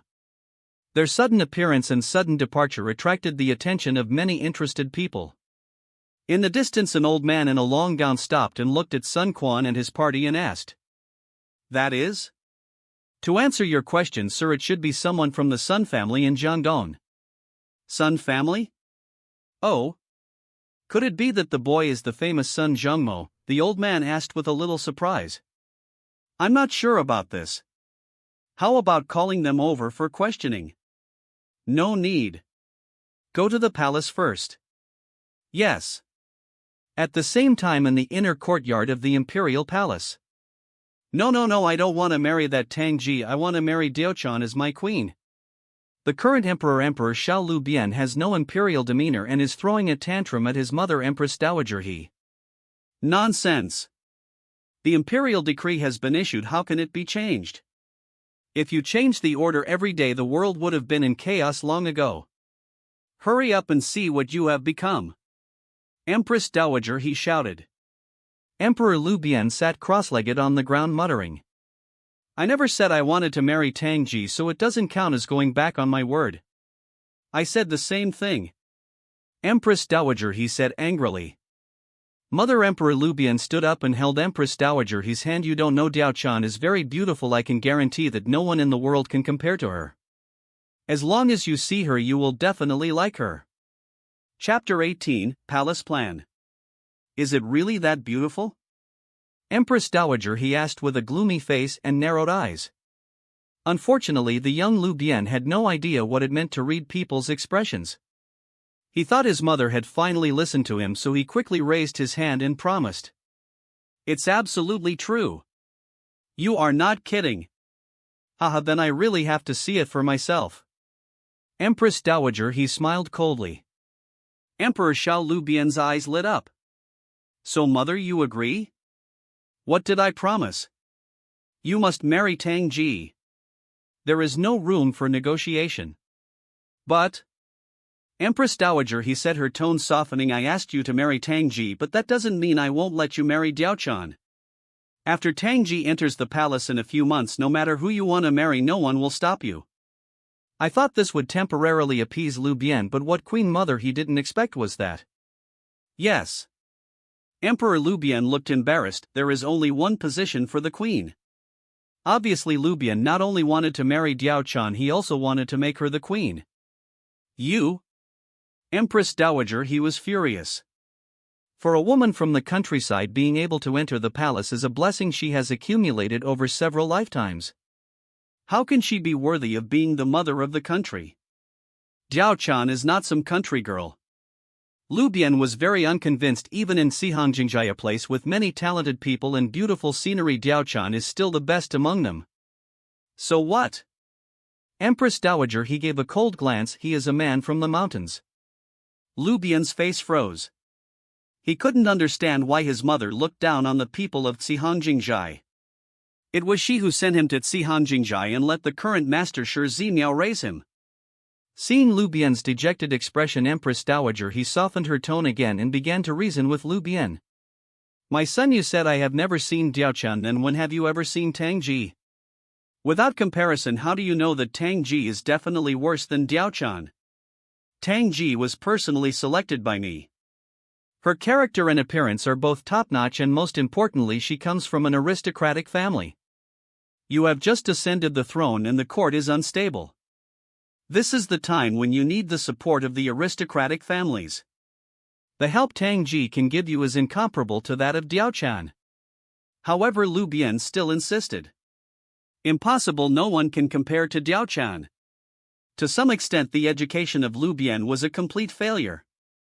Of course, it was not that Xihangjingjia could not teach and educate people, but Lubian's identity was too special and he was almost destined to inherit the throne in the future. Under such a premise, who really dared to be strict with Lubian? To be honest, if Lubian stayed in the palace, even if he received the same education under the stimulation of competition and sense of crisis, Lubian would not be better than he is now, but at least he would be more sensible and sophisticated and would not just act like a spoiled child and be willful. Forget it. Empress Dowager He sighed and stopped arguing with Lubian. In a few days I will send someone to bring Diaochan into the palace and let her stay with me. I will observe her carefully. If she is really good, then it will be as you wish. However, if you want to make Diaochan the queen, you have to wait at least a few years. During this time you have to be obedient to me and at least behave like an emperor. Do you understand? Empress Dowager He said seriously. Emperor Lubian was overjoyed. It was unknown whether he had listened to Empress Dowager He's words or not. He just kept thanking her. Thank you, mother. Thank you, mother. Well, it's time for you to study.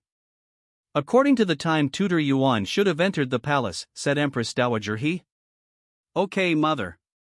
Lu Bian was in a good mood and was not as averse to studying as usual. After Lu Bian left, Empress Dowager He's face darkened. Someone tell Shi Zimiao to send Diaochan to the palace. I want to see how stunningly beautiful this Diaochan is. This time Emperor Xiao Lu Bian made several mistakes.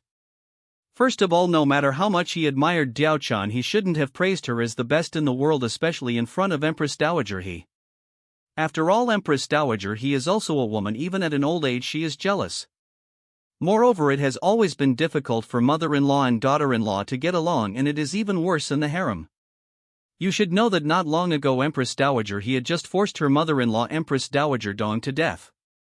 Although it was to let Lu Bian take the throne, she killed him directly, which shows how deep the conflict between the two was.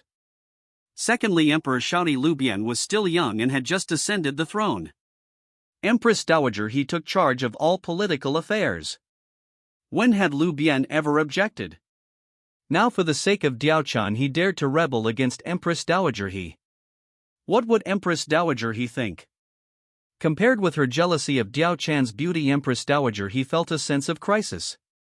Lu Bian would rule the country sooner or later. He doted on Diaochan so much, so who would have the final say in the harem in the future? Would Empress Dowager He eventually become the second Empress Dowager Dong? Third, every mother wants her son to become a successful person. If letting her son become the emperor was just the first wish, then now that Lu Bian has ascended the throne, Empress Dowager He naturally hopes that Lu Bian will eventually become a wise ruler. Not to mention expanding the territory, at least he should manage the world in an orderly manner and be able to work in this position until death and old age. But since ancient times, beauty has brought disaster and too many emperors have been ruined by women. Even though she has not seen Diaochan looking at Lu Bian's current performance, Empress Dowager He can't help but worry whether this Diaochan will be like Daji and Baosi, who bring disaster to the country and the people. Therefore, Lu Bian was still too naive. The reason why Empress Dowager He agreed to summon Diaochan into the palace was not because she really intended to let Lu Bian marry her into the harem, but because she wanted to take Diaochan's life. Of course, this kind of thing cannot be done blatantly, and Empress Dowager He did not want to affect her mother-son relationship with Lu Bian. The specifics will be carefully considered after Diaochan enters the palace. After the emperor's class. Like all parents in the world, Empress Dowager He went to find the class teacher. See you, Queen Mother. No need to be so polite. Master Yuan, how has your Majesty been doing in his studies recently? Empress Dowager He asked straight to the point. The person who can be the emperor's teacher is definitely not an ordinary person. This person is the current Taifu Yuan Wei. The Yuan family has 3 officials in 4 generations and is one of the most powerful families in the world. Although General He Jin is the most powerful now, the foundation of the He family is far less than that of the Yuan family. If they really fight, He Jin is definitely not a match for the Yuan family. And Taifu Yuan Wei is the head of the contemporary Yuan family. In reply to the Queen Mother, Your Majesty is intelligent. As long as he is willing, he will naturally be able to learn well. Yuan Wei answered tactfully, implying that he was not listening carefully at all. Empress Dowager He did not blame Yuan Wei. She knew her son very well. It was difficult to discipline him before he became emperor, let alone now that he was emperor. Of course, Yuan Wei was in a special position. If it was anyone else, Empress Dowager He would at least blame him. Master Yuan, this is not a solution, said Empress Dowager He. Yuan Wei raised his eyebrows. Oh? Does the Queen Mother have any good ideas? I have an idea now, but I lack a suitable candidate, said Empress Dowager He. Appreciate further details. So Empress Dowager He explained the idea she had just thought of to Yuan Kuei in detail. It was for this matter that she had specifically sought out Yuan Kuei. So that's how it is. It's worth a try. Yuan Wei murmured. Does Master Yuan have anyone suitable to recommend? Asked Empress Dowager He. Yuan Wei's eyes flashed and he replied. There are several candidates at the moment, but if they are to be able to take on this important task, we need to go back and consider them carefully. Then I'll leave this matter to Grand Tutor Yuan. You must give me an answer within 10 days, said Empress Dowager He. As you wish. Chapter 19 Official Fight. This side. Sun Jian brought Chung Pu and others back to their place of residence. He was somewhat surprised to see Sun Quan at home. What's wrong? Quaner, didn't you go out to play? It's your first time in Luoyang and you're not like your usual self. Sun Jian said. I've come back from a walk. Sun Quan shrugged. Really? What do you think of the capital? Sun Jian asked. It's okay. Sun Quan said. He was not exaggerating. He had seen places that were dozens of times more lively and luxurious than this one. The so-called Luoyang city was just a slightly larger ancient town. Of course, if he could visit the imperial palace, Sun Quan would definitely be interested. Although he had been to the Forbidden City, it was already a damaged version and it was definitely not as magnificent as it was during the heyday. Ha ha ha, what a sloppy guy. Sun Jian laughed. Although Sun Quan was a weirdo in the Sun family and did not inherit the military heritage, this heroism and domineering attitude were definitely born from him, the Jiangdong tiger Sun Jian. If you go to the capital and feel that you are under the emperor's feet and then become timid and afraid to go out, that would be really disappointing. How about Dad? Did General He Jin meet you today? Sun Quan said. As soon as he finished speaking, Sun Jian looked a little unhappy and Chung Pu and Han Dang beside him also looked serious. Sun Quan was quite surprised. How? General He Jin did not meet me. Sun Jian said in a deep voice, probably because he felt the atmosphere was a bit depressing, and then said, however, this trip was not without gain. Privately, the Yuan family was throwing an olive branch to me. Sun Quan was not surprised that the Yuan family tried to win over Sun Jian, because in his impression Sun Jian had always been close to Yuan Shu. Later Sun Tzu also worked under Yuan Shu until he became more powerful, and then he went out on his own with his father's old subordinates. But what about General He Jin? As the Grand Marshal of the army, there are usually only two reasons for not meeting someone. One, he thinks the person is of low status and not worth meeting. Two, they have different political views and have hatred. But Sun Jian is a military strategist. He has been fighting against the Yellow Turbans for many years, which is equivalent to helping General He Jin. Isn't this considered a family member? As for the low status, Sun Jian has been made a marquis, so how can his status still be low? Could it be that he was too successful to be trusted by his master? Or maybe Sun Jian was always upright and honest, so how could he have offended He Jin? At the same time, there was another point that surprised Sun Quan. In his impression, wasn't the Yuan family in the same group as General He Jin? I remember that Yuan Shao and Yuan Shu seemed to work under General He Jin. When He Jin died, they rushed into the palace to kill the 10 eunuchs to avenge He Jin. Here Sun Quan obviously had a preconceived idea and took it for granted. You should know that Yuan Shao and Yuan Shu are still just juniors in the Yuan family, and they are far from being as famous as Sun Quan knew in later generations. Now the head of the Yuan family is Yuan Kuei. When Sun Jian said the Yuan family, he was naturally referring to the Yuan family represented by Yuan Kuei. Moreover, Yuan Shao and Yuan Shu were under the command of General He Jin? That's because He Jin is in charge of the army now. If they are not under He Jin's command, who are they under? When it comes to the real interests, Yuan Shao and Yuan Shu will definitely stand on the side of their own family. This is the commonality of the aristocratic families. Although Yuan Shao and Yuan Shu would compete with each other in personal interests, they would definitely be tied together in common interests. If there was not even this most basic unity, how could the Yuan family have 3 dukes for 4 generations? Look at the end. When Yuan Shu was about to die, he also ran to Yuan Shao. Since he couldn't be the emperor himself, it was fine for Yuan Shao to be the emperor. This is the concept of aristocratic families.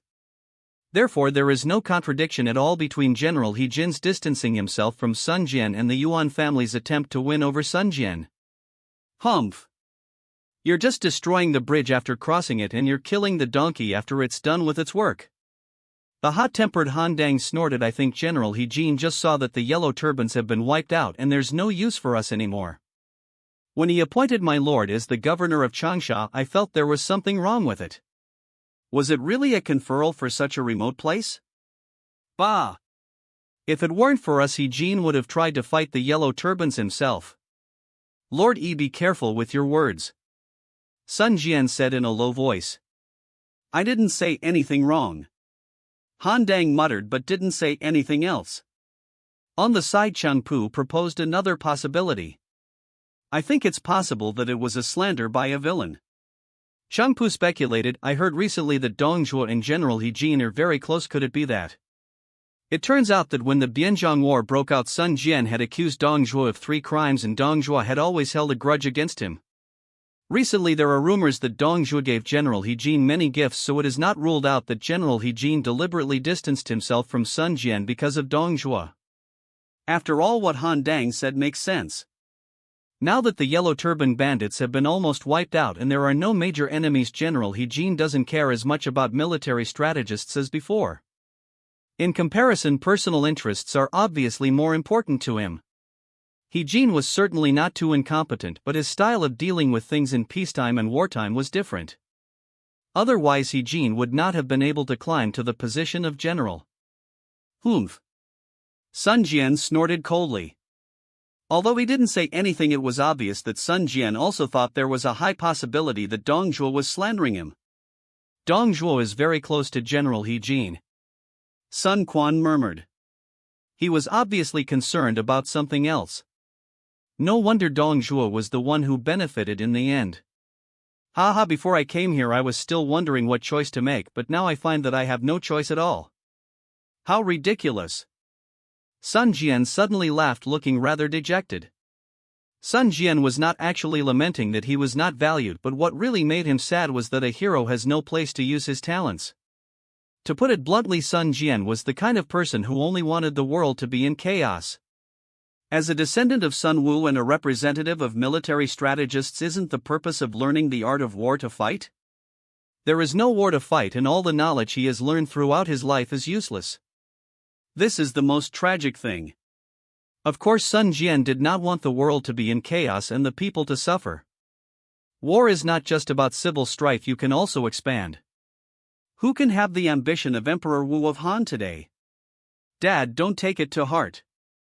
I believe that General Jiujiang will definitely regret his choice, Sun Quan said. Sun Jian narrowed his eyes. To Changpu and Han Dang these words might have been just ordinary consolation, but to Sun Jian it was completely different. Because this was Sun Quan's prophecy. Then let's wait and see. Recently, a sensational event happened in Luoyang, the capital of the capital. Whether it was the political world, the literary world, or the common people, all of them were talking about it. It was said that Yuan Wei, the head of the Yuan family who had been a minister for 4 generations and the current imperial tutor, was preparing to recruit a personal disciple. Any young talent who was confident in his own talent could give it a try. Except for the age limit of 20 years old, there were almost no restrictions. For a time I don't know how many people were surprised. Who is Yuan Kuwei?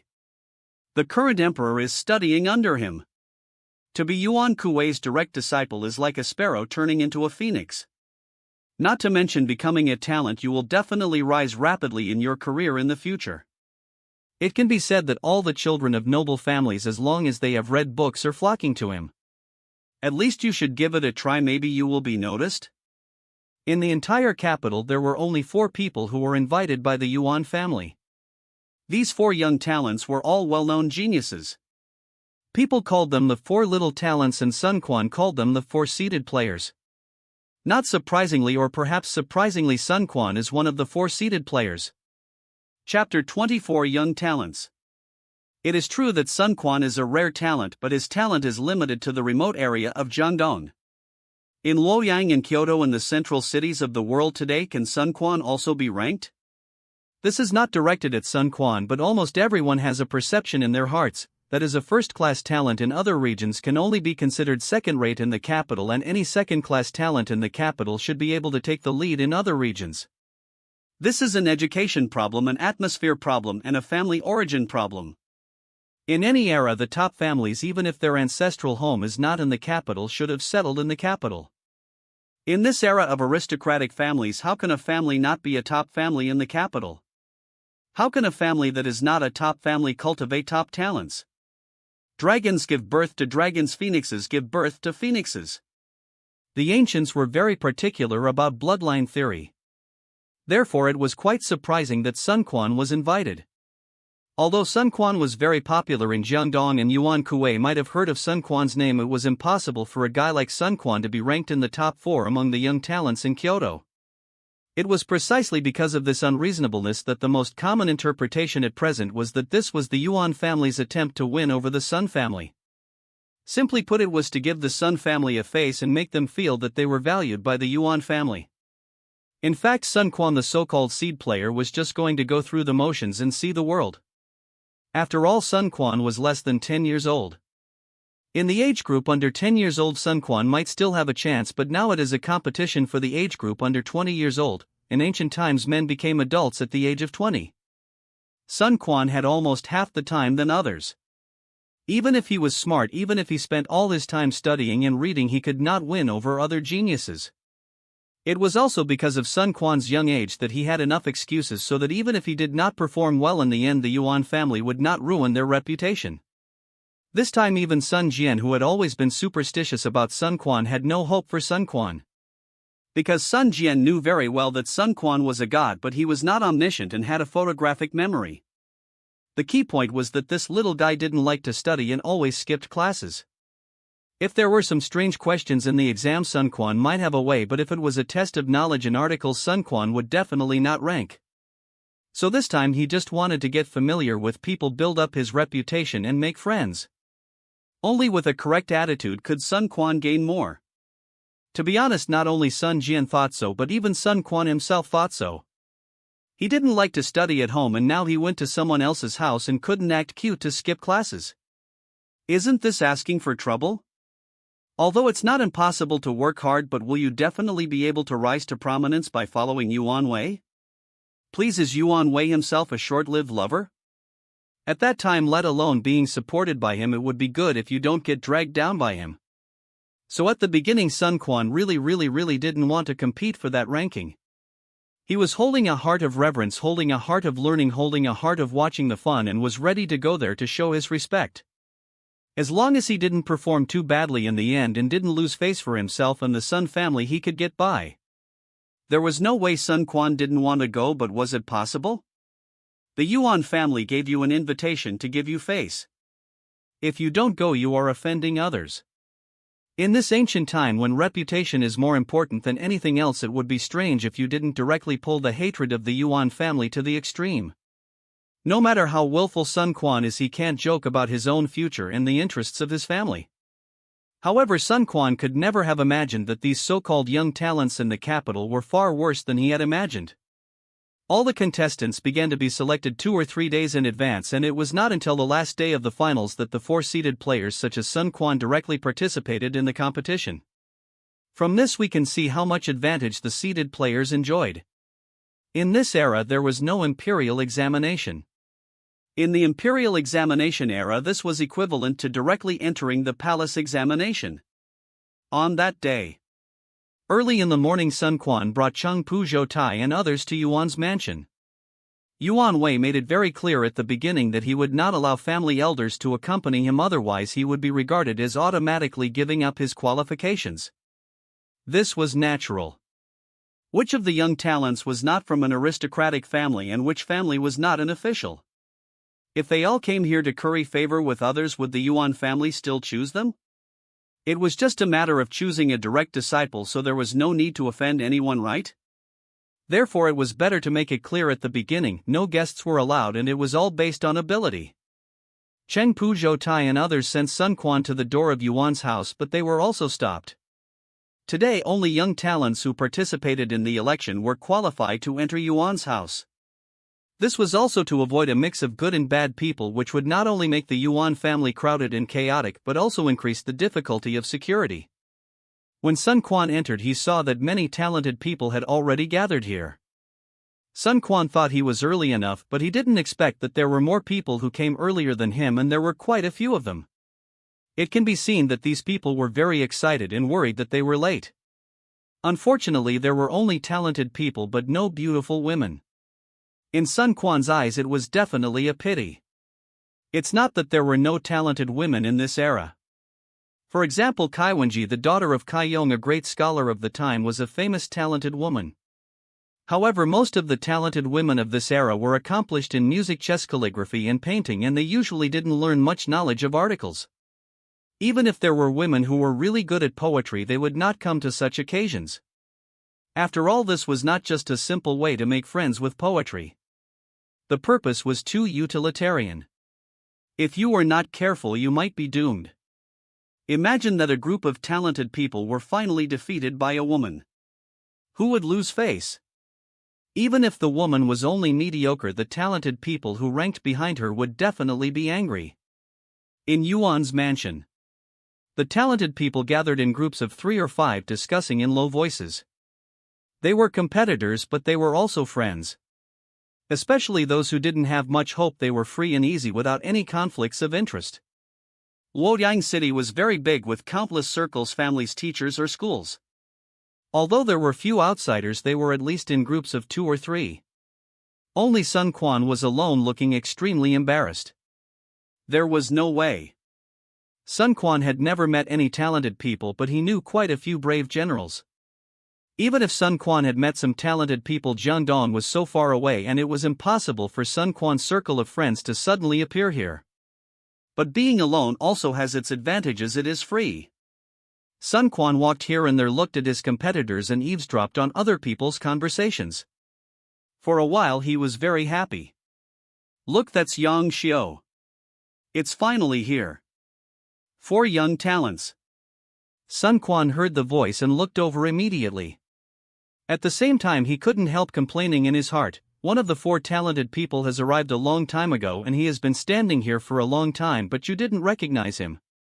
Hump, stupid mortals. Yang Xiao, he was a famous person, but unfortunately he died too early. Of course, his early death could not conceal Yang Xiao's intelligence. In addition, he was the son of Tai Wei Yangbiao. When he was young, he was listed as one of the 4 young talents in Kyoto. He was absolutely worthy of the title. Yang Xiao's appearance immediately caused a small sensation. As soon as he appeared, most of the people at the scene surrounded him layer after layer, so that Sun Quan outside couldn't even see Yang Xiao's face clearly. For a moment he couldn't help but complain again. Are you here to compete or to chase stars? Don't you know that Yang Xiao is one of your biggest competitors? Can you have some backbone? Soon. There was another commotion at the scene. It's Wang Can and Ruan Yu. Master Kai Yong's disciple is truly extraordinary. Brother Wang, brother Ruan, it seems that the flower will fall into Kai Yong's hands again today. Ha ha ha, you are too polite. There are so many talented people in the world. It is still uncertain who will win in the end. Yes, we just hope not to embarrass the teacher. We are lucky already. Kai Yong's disciples accounted for 2 of the 4 young talents. Kai Yong's reputation as a great scholar was definitely not exaggerated. It can be said that Kai Yong was the highest-ranking university scholar in Luoyang City and even in the entire Han Dynasty. Kai Yong's reputation in the eyes of scholars was even higher than that of Kong Rong, a descendant of the Kong family and a great scholar.